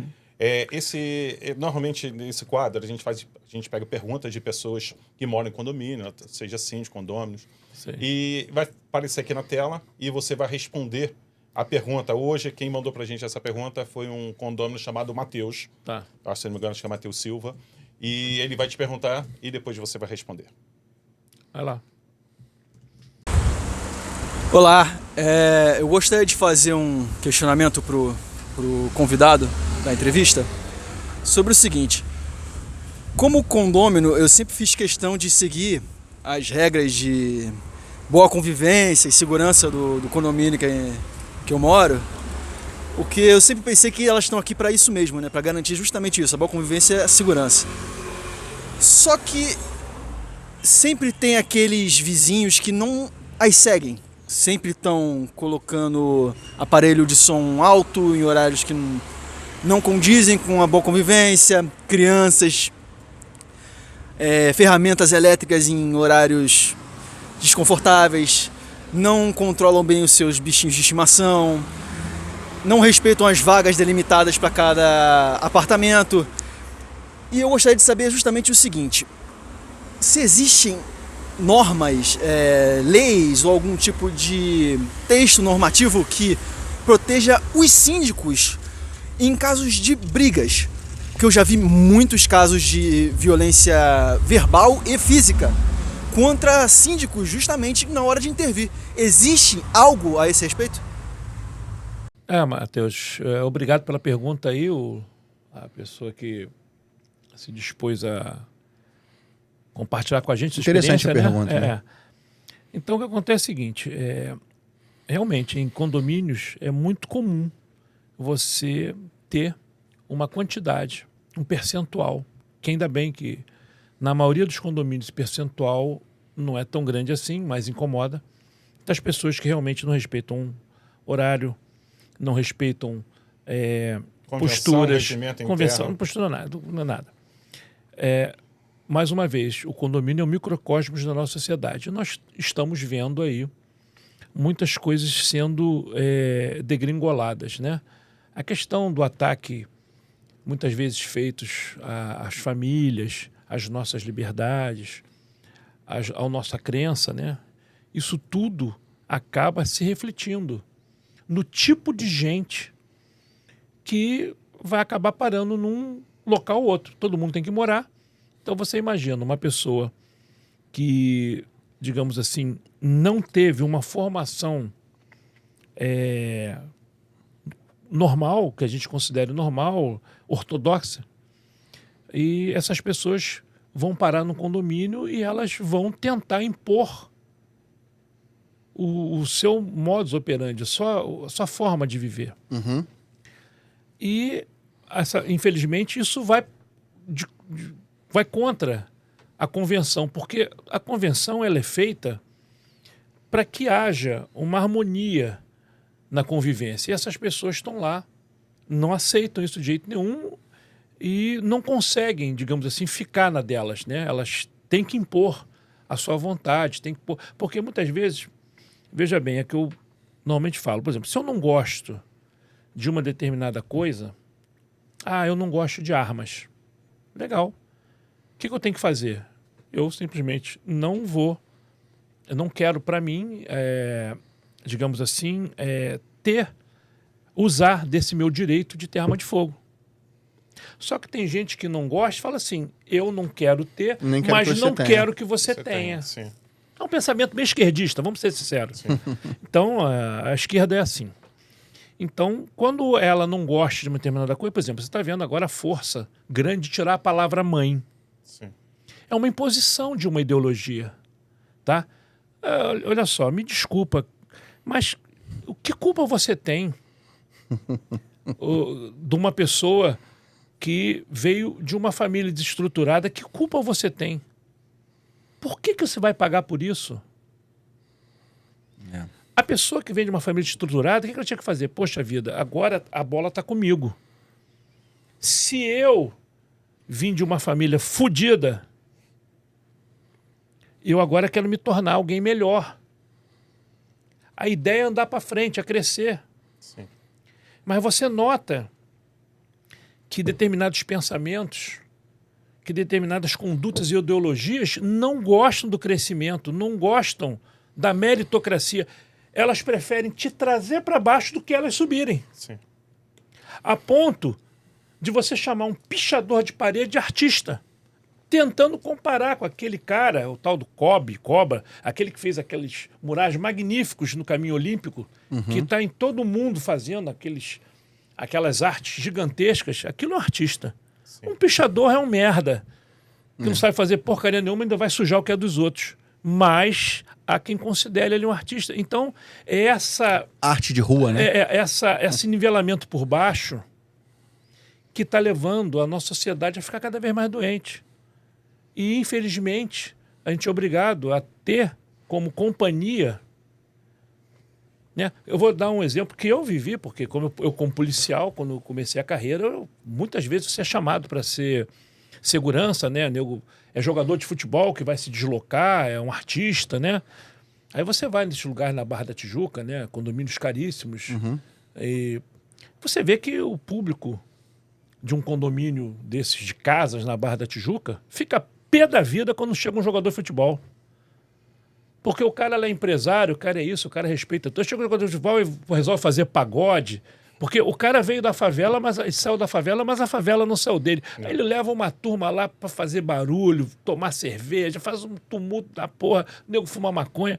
É uma confusão do cacete dentro do condomínio e fala assim, cara, onde é que vê esse cara? O cara não Ferindo tem as cultura, regras do não tem... condomínio, né?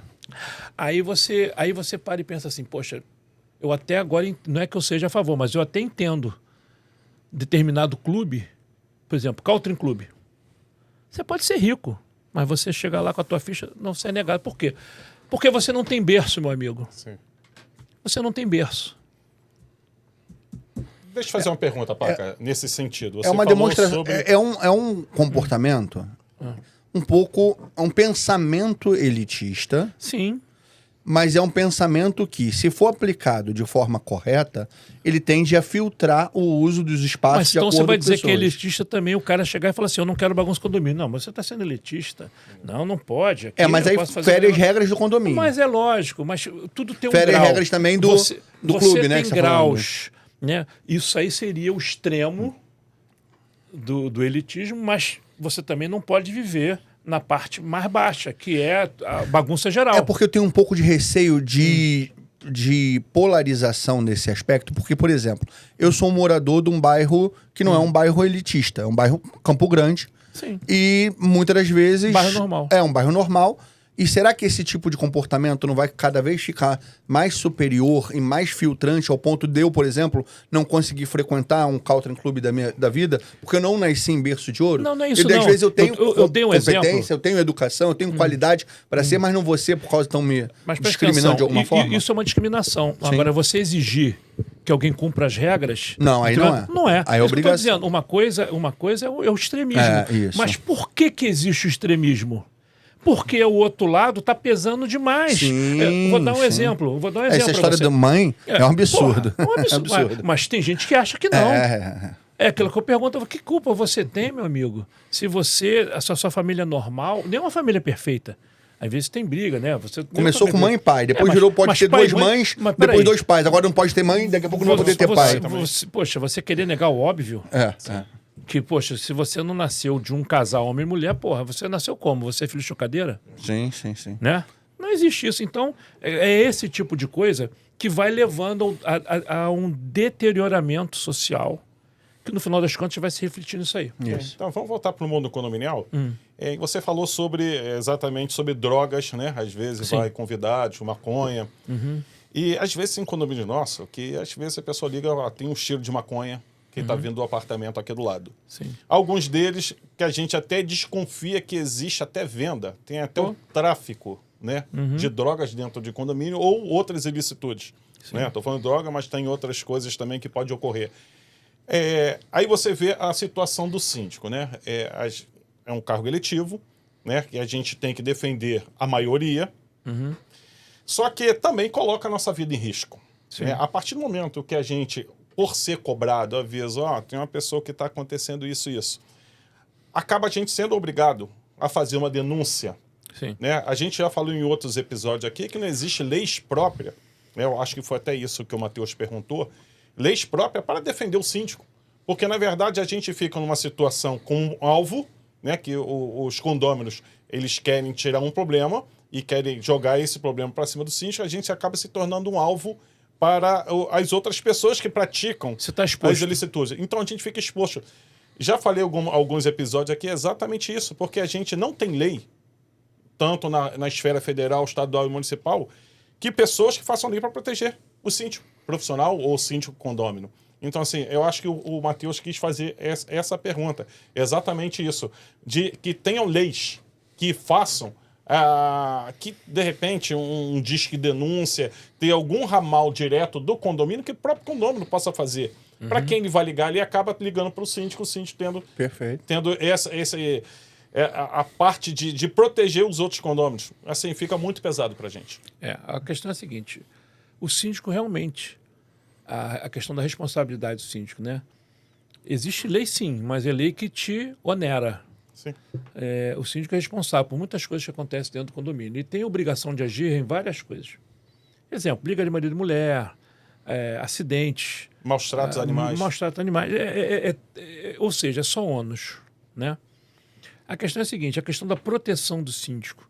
realmente você tocou num ponto interessante. Valia o estudo de leis que pudessem alcançar, digamos assim, uma melhor condição de trabalho do síndico. A ideia de ser uma lei municipal, estadual, federal vai depender daquilo que ela vai abordar. Eu vou dar um exemplo. Suponha assim, o síndico, se ele quisesse, podia ter o direito de ter um porte de arma. Digamos assim, isso tinha que ser federal. Sim. Entendi. Tá? Uma De coisa acordo com a esfera que vai tocar, né? Exatamente. Na esfera, teoricamente, mais, digamos assim, fácil de você tentar fazer alguma coisa seria na esfera municipal. Na esfera municipal, talvez, se você começasse, que você criasse determinadas multas para a postura, porque quem faz a postura, quem cuida da postura é o município. Sim. Né? Então, por exemplo, você tem um pequeno barzinho, eu queria botar 3 mesinhas aqui na frente, você tem que pedir uma licença, ou seja, é código de postura. Né? Na questão condominial, acho que valia um estudo de você ver exatamente que posturas, além das que já são previstas em lei, aquelas que claramente são um crime cometido pelo condômino ou por alguém que está visitando, por exemplo, essa pessoa que está fumando maconha, né? Sim. Você tira poder do síndico, quando vai ao STF diz que 40 gramas não é nada. Aí você hoje tem um candidato do PSOL que faz a propaganda política apertando um baseado e fumando, dizendo, não, agora não é mais crime. Sim. Eu ainda não vi isso. Aí, a cara de pau. Aí eu te falo uma coisa, amigo. Você vai encontrar quem vote nele. Ah, vai. Você vai encontrar quem vote nele. Esse cara que está fumando condomínio vai votar nele. Vai.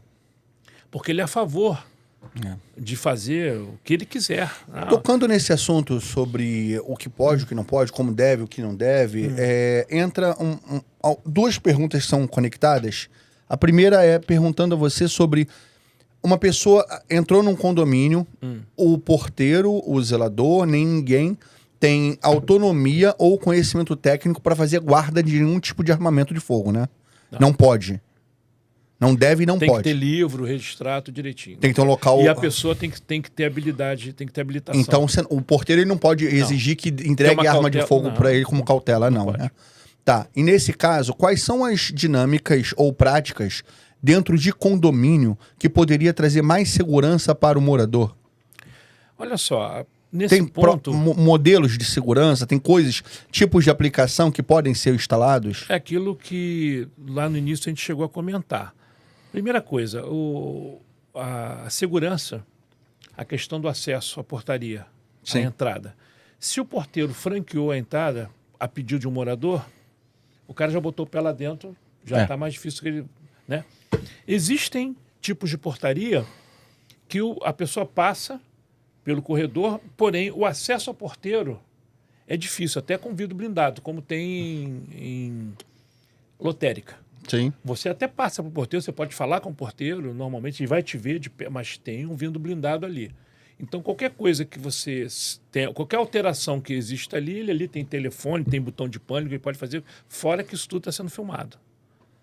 Então, a filmagem impede? Não, mas inibe. Sim. Até porque é fácil de identificar.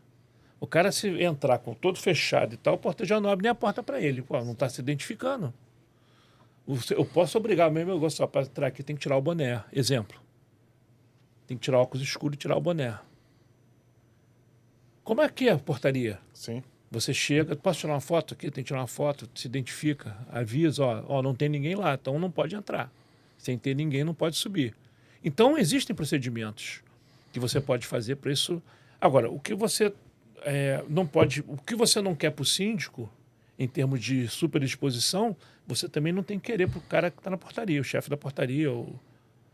Ali, o cara tem que trabalhar, ele tem que ter, por exemplo, a condição dele poder fazer a avaliação, mas ele tem que ter o cuidado também dele não tirar nenhuma conclusão precipitada, a ponto de ser interpretado como uma espécie de... Eu estou ali com uma prevenção contra o sujeito, por algum motivo. Ou porque ele parece pobre, ou porque ele é escuro, ou por qualquer outra coisa que eu possa... Amanhã o cara pode dizer, você não deixou eu entrar aqui porque eu sou preto. Isso você cansa de ouvir. Hoje, a portaria remota, que até a R. Johnson que teve aqui, fez uma participação falando sobre o acesso, como que é monitorado, que eles monitoram através de câmeras e que para entrar no condomínio você tem que botar o seu rosto, é registrado uma foto aqui dali, eles ligam para a pessoa, confirmam com o CPF da pessoa, eles verificam no banco de dados se o nome bate com o CPF, a foto, eles liberam. Tudo isso é uma política de segurança muito bem aplicada sobre isso. E além disso, você tem outros mecanismos que você conhece que podem ser aplicados? Vamos dar um exemplo. Suponha que hoje em dia é muito comum e estão havendo convênios em determinadas prefeituras. Vamos supor, o condomínio tem um bom sistema audiovisual. Então a câmera de qualidade tem isso aí. Você pode trabalhar junto fazendo reconhecimento facial. Aí, não só você descobre se o CPF é aquele mesmo, mas de repente, naquele momento que você identificou o cara, você no contato direto aí tem um mandato em aberto. Tá a inteligência artificial já está fazendo isso. Cara. Então, é tudo uma questão de você tentar implementar e você está sempre estudando esse tipo de conduta e de posicionamento para que você possa oferecer para o condomínio a maior segurança possível. Com tudo isso, pode haver problema? Claro que pode. Botão de segurança, botão de emergência, botão de pânico, né? São práticas que podem ser aplicadas tanto na portaria... Na portaria quanto nas unidades. Claro. Eu vou dar um exemplo que aconteceu uma vez, há muitos anos já tem isso, para você ver como é que isso não é coisa nova. Mais de 30 anos. Eu fui visitar um prédio que estava na Praia de Caraí, e esse prédio tinha acabado de ser construído e é um prédio para alto padrão. Inclusive políticos tinham comprado já apartamentos e tal. E além de ter todo um sistema de câmera e esses botões de pânico, a portaria também era uma portaria que você não tinha acesso ao porteiro, eram vindos blindados. Mas eles pensaram em tudo, inclusive se você já chega no carro rendido. Você é rendido no seu trabalho, agora vamos lá no seu imóvel pegar joia, pegar dinheiro, ver se tem cofre. Você já chega rendido. Então você você se identifica, ou então você abre o portão para o seu controle remoto. Lá dentro existiam 2 vagas com feixe de laser que o carro entrou ali, cortou o feixe de laser, já está avisando que você está sequestrado. Caramba! Aí você já faz... Esse eu nunca vi, não. Você vê, é uma coisa antiga. Nossa, muito legal a ideia. Então você é mais um exemplo que você pode disponibilizar, né? Porque também tem o seguinte, tem determinadas empresas que fazem propaganda e na propaganda eles puxam bastante a sardinha para dizer que, poxa, ao sistema de câmera, não, agora estou mais tranquilo, instalei essas câmeras, instalei o alarme, agora não vai ter nada. Isso aí é caô. Porque, na realidade, é legal ter câmera? Põe a câmera. Porque a câmera é monitorada. Muito bom. Inibe um pouco, né, também? Inibe, mas não impede. Não impede. Preste atenção. Pessoa mal intencionada. O cachorro. As ofendículas. Porque até isso a lei é contra a gente, né? O que significa ofendícula? Aquela concertina. Sim. Aí vamos lá. Vai o bandido lá pular Você tem um muro de grade e você pacientemente com a lima afiou cada ponta. Aí vai lá o cracudo te roubar, no que ele tá pulando lá, de repente ele perde o equilíbrio, cai, pum, fica cravado lá, que nem um espeto. Pô, meu irmão, tu tá ferrado. Vão dizer, pô, mas você botou isso para machucar as pessoas? Não, eu botei para o cara realmente não entrar. O idiota aí foi entrar e se ferrou. Mas você, de repente, vai ter que indenizar o cara, você vai ter que pagar o tratamento dele. Você indeniza o ladrão, né? Para você ver, esse conceito que tem que Nos Estados Unidos aconteceu isso um tempo atrás. Um ladrão entrou numa garagem através de um basculante. E ele entrou lá dentro e não tinha como alcançar aquele basculante de dentro da garagem. Ele ficou preso na garagem por 3 dias. Quando ele foi resgatado, ele processou o morador por cárcere privado, porque ele não tinha como sair. Ele ficou preso lá dentro. É aquela história. Processou o morador. É uma coisa estranha, né? Porque tanto é que falam que os Estados Unidos é o país dos advogados. Mas essa não foi a pior indenização. Mas teve outros. A mulher foi num restaurante, comeu e resolveu ralar peito. Aí foi pro banheiro, aí viu que tinha um basculante, abriu o basculante, mas ela não percebeu que a altura era maior do que ela calculou. Ela se pendurou, largou, caiu, torceu, quebrou o tornozelo, botou lá dizendo que não tinha uma placa dizendo que a altura era alta. Aí, porra, de novo. Agora é o pior deles. Eu conto que é engraçado. O cara comprou um motorhome, né? Aquele veículozinho que atrás é um trailer, é unido, né? Fica um micro-ônibusinho, cara. E ele, numa daquelas estradas, aquele retão, ele estava enfadado, tá dirigindo, aí ele, vontade de tomar um café, aí ele olhou lá e escutou assim, piloto automático. Ele apertou o piloto automático, saiu, foi lá fazer café. Aí o veículo foi andando, começou a sair, você de repente saiu da estrada, caiu, virou. Ele se machucou lá dentro, aí ele, botou dizendo, piloto automático. Aí o que a empresa faz, essa mesma empresa? Bota uma placa lá, diz que a piloto automático é para ele manter a velocidade, mas não exime o motorista de se ausentar. Eu fiquei sabendo que no manual do veículo com piloto automático passou a ter a necessidade de colocar essa observação por causa desse tipo de ocorrência. Agora vamos lá ao lado bom. Eu também vi agora, recentemente, nos Estados Unidos, da seguinte forma: 2 caras resolvem assaltar o banco. Olha como é que é a visão diferente. 2 caras resolvem assaltar o banco. Aqui seriam 2 vítimas da sociedade. Sim. Né? Aí queriam um dinheirinho para tomar uma cervejinha. Aí os 2 caras foram assaltar o banco. Nessa que eles foram assaltar... Eu não queria falar essa frase, porque eu sei que eu vou ser problema essa frase, mas roubou um celularzinho só para poder tomar cervejinha no final de semana. Lembra que teve um presidente inclusive, que falou na isso? Frente dele. Lembra Roubaram. que teve um presidente que falou isso? Na frente dele, a mulher lá filmando ele, de repente veio uma mãozinha leve. Levaram. E ele fingiu que não viu. Bom, foi nos córneos dele, ele fingiu que não viu. Mas aí, esse caso, o cara vai lá assaltar e o guarda percebe, antevê, consegue reagir e mata um e o outro foge. Quando esse outro é preso, esse outro vai responder pela morte desse. O culpado, por quê? Porque os 2 estavam em colúrio, os 2 resolveram fazer isso e o guarda não tinha nada a ver, o guarda só cumpriu a função dele. Quem responde àquela morte é o comparsa. Não é o guarda. Isso eu acho a visão correta, sinceramente. Entendi. Eu acho essa a visão correta. Convidar uma promotora de justiça, se não me engano é a promotora, para ir numa casa policial.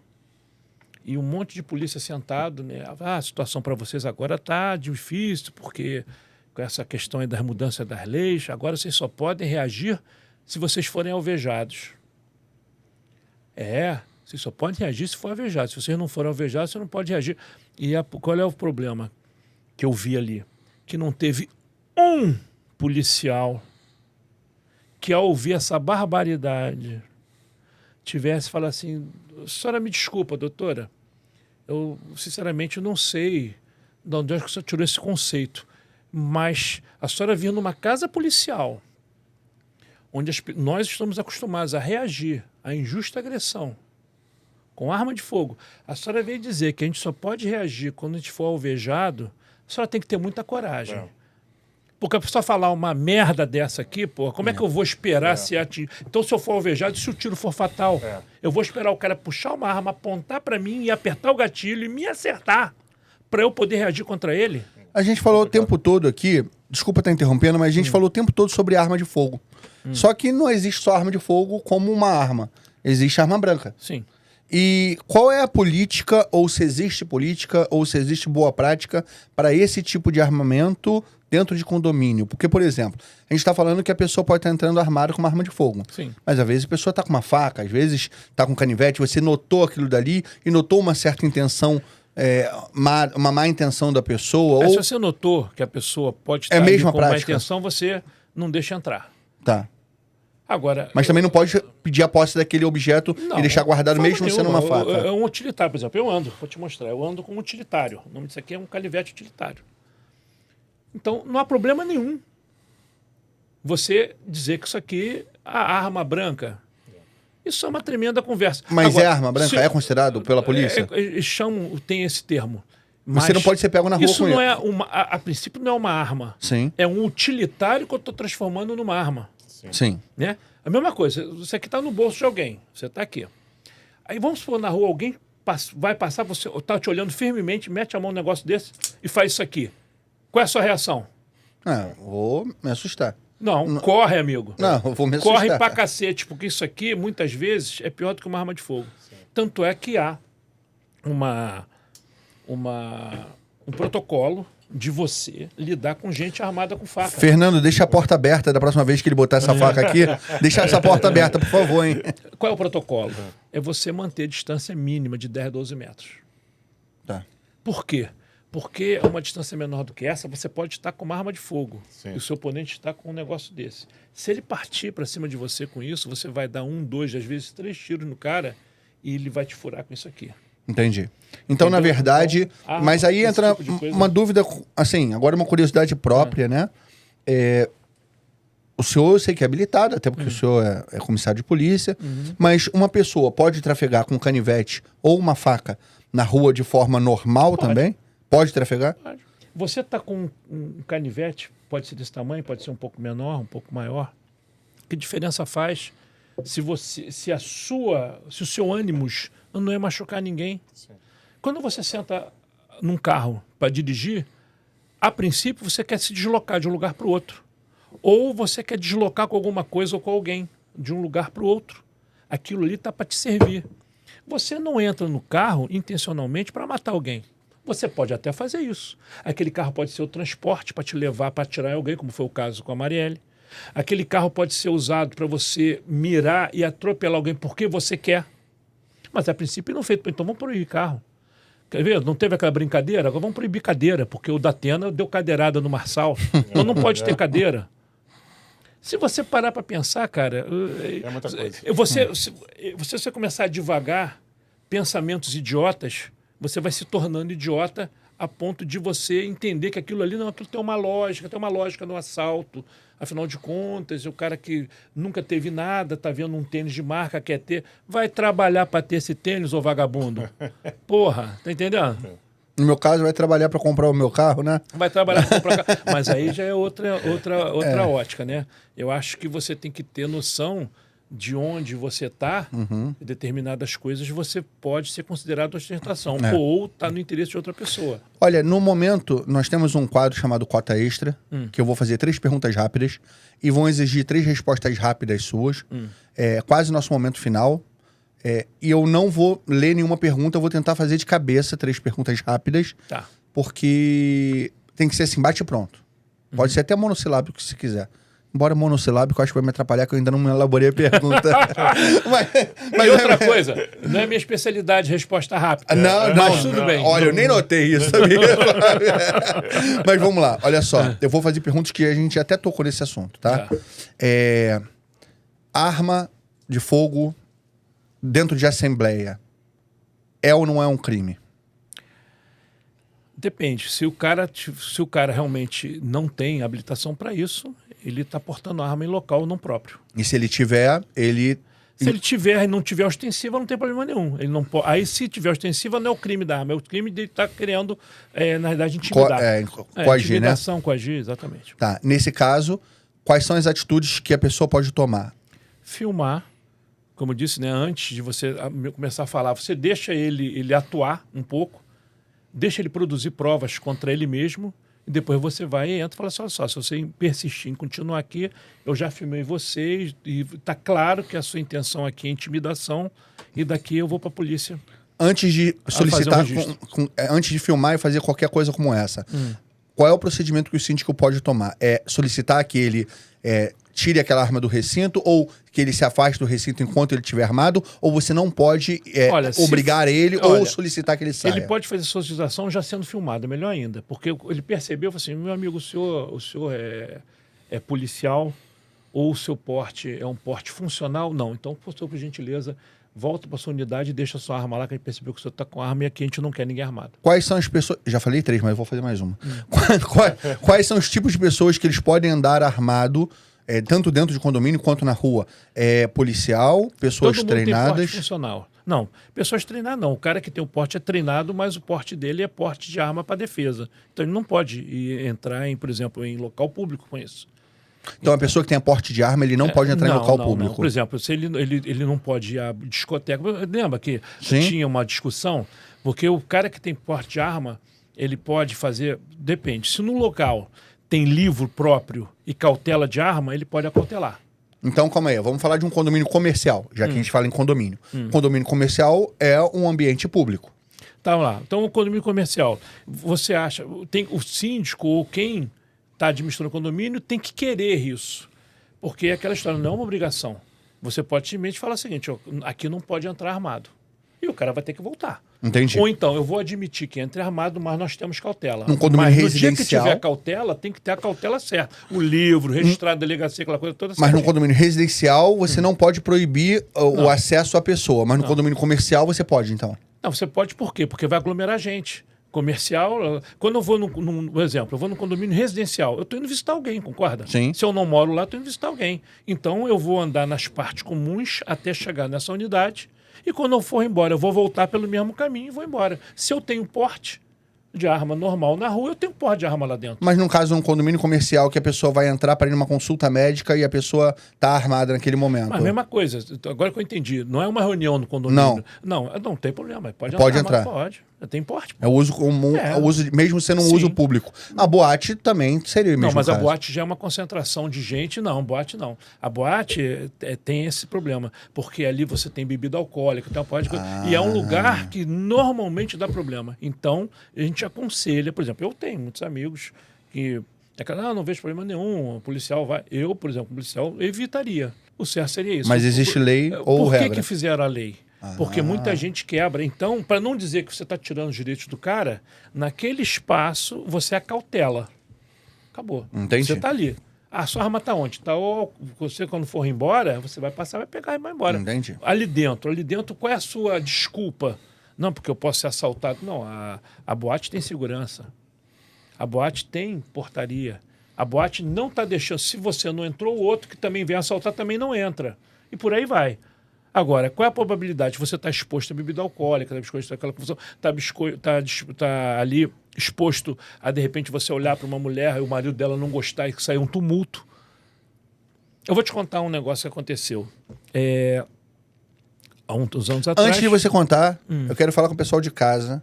Se vocês estão curtindo o assunto, se vocês estão curtindo o nosso programa de hoje, porque é polêmico o nosso programa de hoje, eu queria pedir a vocês, deixe seu like, siga a gente no Instagram, siga a gente nas redes sociais, marque o sininho, inscreva-se no nosso canal. Tá sendo muito legal a visita de vocês, o compartilhamento de vocês. Tá sendo muito importante pra gente. Então eu queria pedir mais uma vez, deixe seu like e curta todas as nossas postagens. Pode falar agora, meu amigo. Eu vou mais ou menos isso aí. Só que foi um policial. Ele foi comemorar o aniversário da esposa e ela escolheu uma boate dessas. Bastante conhecidas na Barra da Tijuca. Aí eles entraram, um casal somente. Aí escolheram uma mesa lá no cantinho, né? Ela queria curtir, ouvir música, eventualmente levantar ele lá da mesa, dançar. É o direito, concorda? Você Sim. tem a tua esposa. Perfeito. E o casal sentou. Só que pela arrumação das mesas, chegou uma turma, a turminha de garotão, e essa turminha de garotão, eram uns 4, 5, né? Ficaram de forma que se ele quisesse levantar dali, teria que passar por eles. Mas ele ficou ali. Só que um deles começou a olhar direto para a mulher do cara. O cara percebeu, a mulher percebeu. Aí ele falou assim, pô, já viu que vai dar problema. A mulher, então, vambora. Vambora. Aí eles pediram uma conta que eles tinham começado a beber, não quiseram mais nada, levantaram. Aí os caras no caminho botou o pé e falou assim, ó, se você quiser ir, vai, mas a moça fica. Aí ele virou e falou assim, pô, meu irmão, ela é minha mulher. Eu não perguntei. Se você quiser ir, você vai, mas a moça fica. Aí ele recuou ela, sabia que, assim, cara, todos aqueles caras com pinta de lutador, orelha de repolho, manja, e o cara é uma polícia comum. Aí ele pensou assim, porra, se eu for... A primeira coisa que eu vou tomar um soco, o nego vai me jantar aqui dentro, tá arriscado ainda pegar minha arma e me matar. Aí ele olhou para a mulher e pensou assim, não vai ter jeito. Ele jogou ela para trás, meteu a mão na arma e pau, pau. Abriu o caminho, a bala, um tiro na perna de cada um. Dali direto, delegacia. No caminho pegou 2 nomes de gente que testemunha, já chegou delegado, a sua escrivão de polícia, aconteceu isso. Não deixaram sair, tá lá o pessoal está lá baleado. Acabou. Graças a Deus, na época, isso tem muitos anos, não deu problema para ele. Mas ele fez certo. Sim. Ele fez certo. Vamos para o último quadro? Vai lá, com vontade. Flávio, esse último quadro é assuntos gerais, tá? A gente vai dar um tempo para que você fale Alguma coisa que a gente deixou de falar aqui que você acha interessante Sim. para a gente terminar a nossa conversa. Também te dar uns minutos para você falar também sobre sua candidatura, sim. né? Que você está vindo como vereador, né? Candidato a vereador. Sim. Quiser falar também algumas propostas para que a gente venha terminar Fica à esse programa. vontade. Pode ficar à vontade. Você quer que, então, voltando ali nos assuntos que você abordou com relação ao condomínio, né? Sim.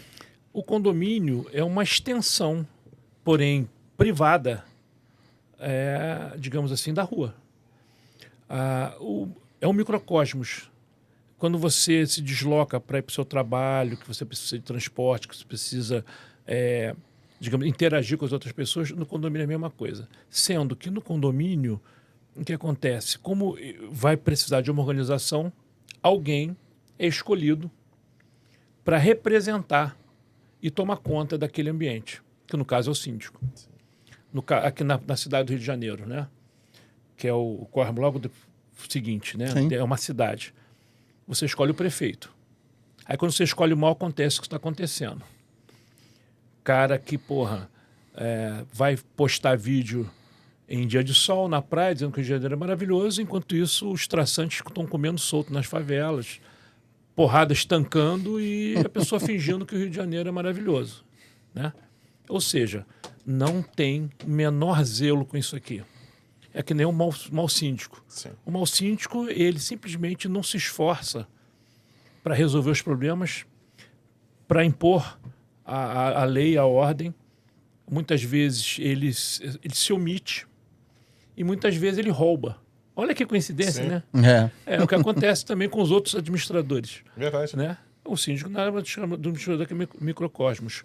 Então, e outra coisa, se você é um condômino que não exige, é aquele condômino que deixa rolar, que se dane, eu não quero ser síndico, deixa qualquer um que queira ser, você está colaborando para essa bagunça, você está colaborando para o seu condomínio ser uma porcaria, e depois você não pode reclamar dos resultados, não pode reclamar que o vizinho está o som alto, o outro está demolindo o apartamento meia-noite com máquinas pneumáticas, que o outro está fumando maconha, que tem até uma estica dentro do seu condomínio. É verdade. Você não pode reclamar porque você é um omisso ou você escolhe mal.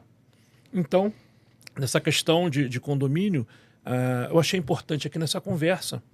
Eu, inclusive, já estou pensando, né, digamos, na hipótese de ser eleito, pensar em termos de lei, coisas Legal. que possam corroborar com uma melhor administração, tanto em termos de desempenho do síndico, quanto... Porque, como vocês demonstraram aqui, o síndico só tem obrigação, só tem ônus, né?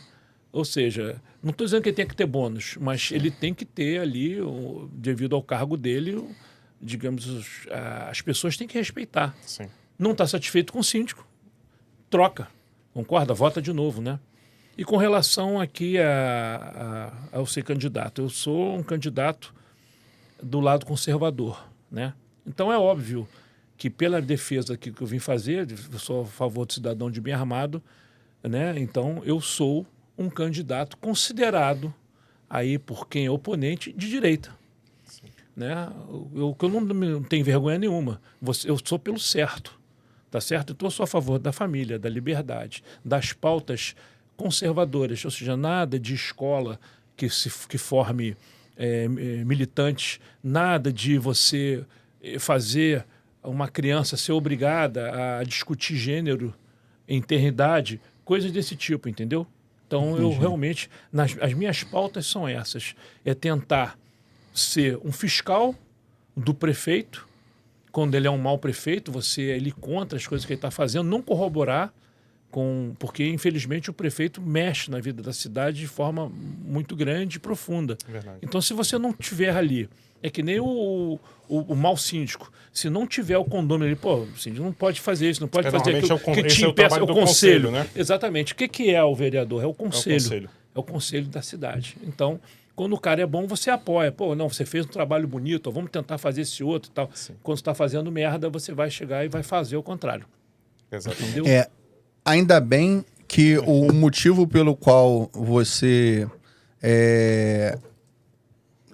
Quer falar alguma coisa? Não. Ah, tá.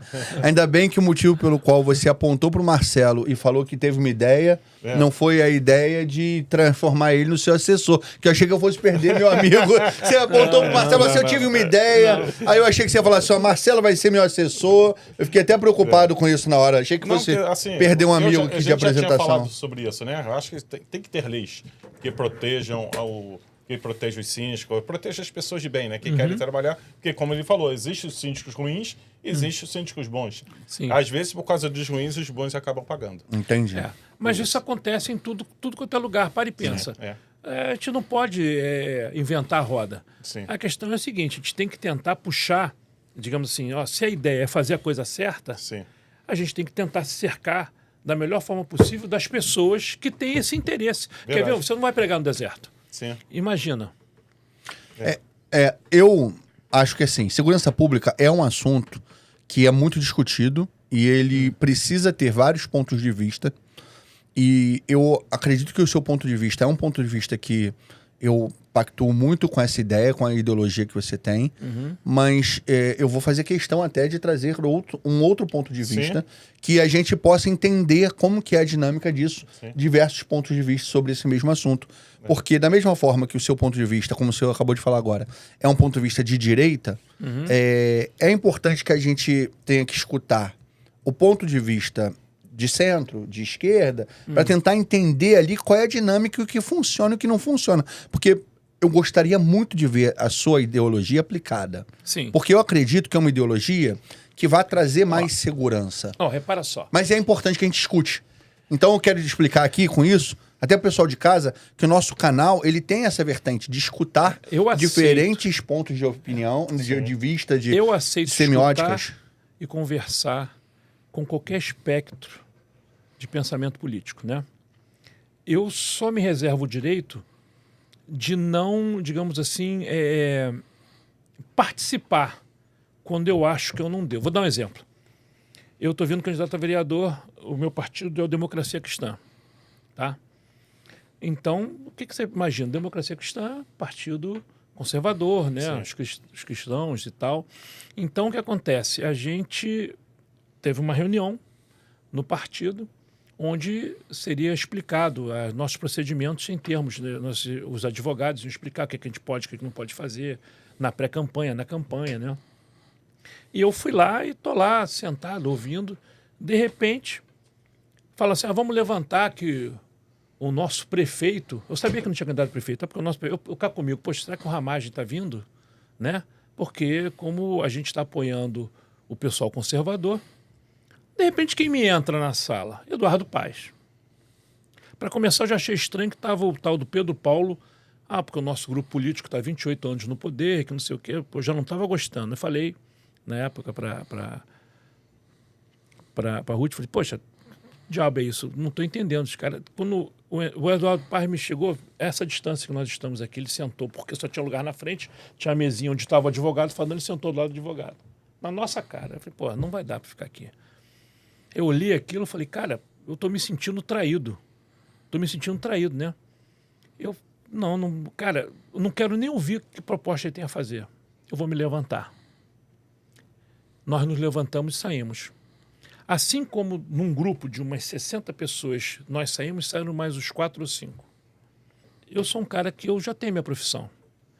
Eu estou oferecendo meu nome na política para as pessoas que querem alguém que realmente faça questão de manter a palavra. Quando eu fiz minha propaganda, eu botei meu posicionamento político, ele vai reto, ele não faz curva, que nem o tiro de um sniper. É a comparação que eu usei. Então não pode fazer curva. Então eu não quero saber se ele vai ajudar, se ele não vai ajudar. Eu não aceito de forma nenhuma compor. Eu acho uma tremenda sacanagem. Você compor, nós levantamos na frente. Se você defende mesmo. seu ponto de vista de forma íntegra e correta, você não pode se vender, então, né? Aí você ouve, por exemplo, agora está tendo essa campanha de todo mundo contra o 55, que é o partido lá do Kassab, que tem 13 senadores que não assinam o impeachment do Alexandre de Moraes. Isso está dando certo, os caras estão desesperados. Sim. Porque você realmente não tem como... porque tem lugares que, poxa, o PL está fazendo coligação com o PT, com o PSB... Cara, ainda bem que eu não estou nesses lugares, porque eu simplesmente, olha só, eu respeito você, mas você lá, eu aqui. Não queira se misturar comigo para pegar uma carona na onda conservadora. Entendi. Eu tenho obrigação de apontar, esse cara não é, aquele não é, aquele não... Eu faço isso. Isso aí. Bem, o papo foi muito, muito legal. E eu vou te falar, ô Flávio, se eu ficasse aqui mais 2 horas contigo, a gente tinha mais 2 horas de assunto. Imagino. Porque isso se estende muito. E eu tenho certeza que a gente, em outras oportunidades, vamos lhe chamar de novo. Inclusive para poder fazer essa dinâmica da mistura de pontos de vistas, para cada um defender o seu ponto de vista, voltado novamente ao lado condominial, se tem opiniões diferentes. Eu quero agradecer você de casa que ficou com a gente até agora. Foi um programa polêmico, porém necessário. É verdade. Porque quanto mais a gente fala sobre segurança pública e quanto mais a gente fala sobre segurança condominial, mais a pessoa vê o quanto é falha ainda e o quanto precisa melhorar. E o direito ao uso ou não de armamento é uma opinião que cada um tem a sua. Nós tivemos a nossa, o Flávio teve a dele, o Marcelo tem a dele, eu tenho a minha, mas você de casa também tem a sua. Mas trouxemos informações técnicas para ajudar a determinar esse ponto de vista. O interessante é que o condômino, o cidadão, entenda que ele, para ter segurança, a primeira coisa que ele precisa ter é liberdade. Ele tem que ter liberdade da escolha dele, ele tem que ser respeitado quanto cidadão. E uma vez que ele tenha tomado uma determinada posição de falar assim, poxa, eu quero morar aqui, mas eu quero exercer meu direito à legítima defesa. Isso tem que ser garantido a ele. Sim. Hoje você está vendo que estão tentando tirar nossas liberdades. Estão tentando fazer aí um policiamento das redes sociais. Sim. Eles querem dizer o que é certo e o que é errado. Tá certo? E isso é tirar a nossa liberdade. E eu sou contra isso.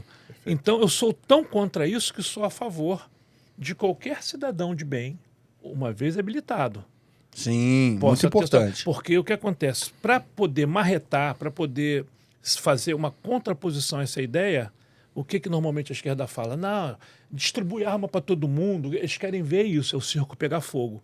Quando, na realidade, por uma questão responsável, uma questão técnica, eu afirmo a você, você pode sim se habilitar, mas você tem que ter condições técnicas e psicológicas. Se você não tem, então a arma de fogo não é para você. Então, como resumo, com qualificação, com treinamento, com lei, o ser humano, o cidadão de bem, ele pode ter direito à arma de fogo, mas cumprindo esses requisitos. Lembre-se, o referêndum deu voz a nós que somos favoráveis ao acesso da arma de fogo para exercer a legítima defesa. O sagrado direito de defesa. Tá ótimo, então. Terminamos, então, com essa frase do nosso amigo e entrevistado Flávio Paca. Flávio Paca, né? Porque nós tivemos a Camila Raca, que foi a veterinária. Flávio Paca. E eu quero agradecer vocês terem ficado com a gente até agora. Voltar a pedir a vocês, siga a gente nas redes sociais, marque o sininho, dê seu like, inscreva-se no canal. Muito obrigado e tchau, mundo condominial. Agradeço a oportunidade. Valeu, gente. Falou. E aí, foi tranquilo, meu amigo? Gostou? Foi fácil, eu falei.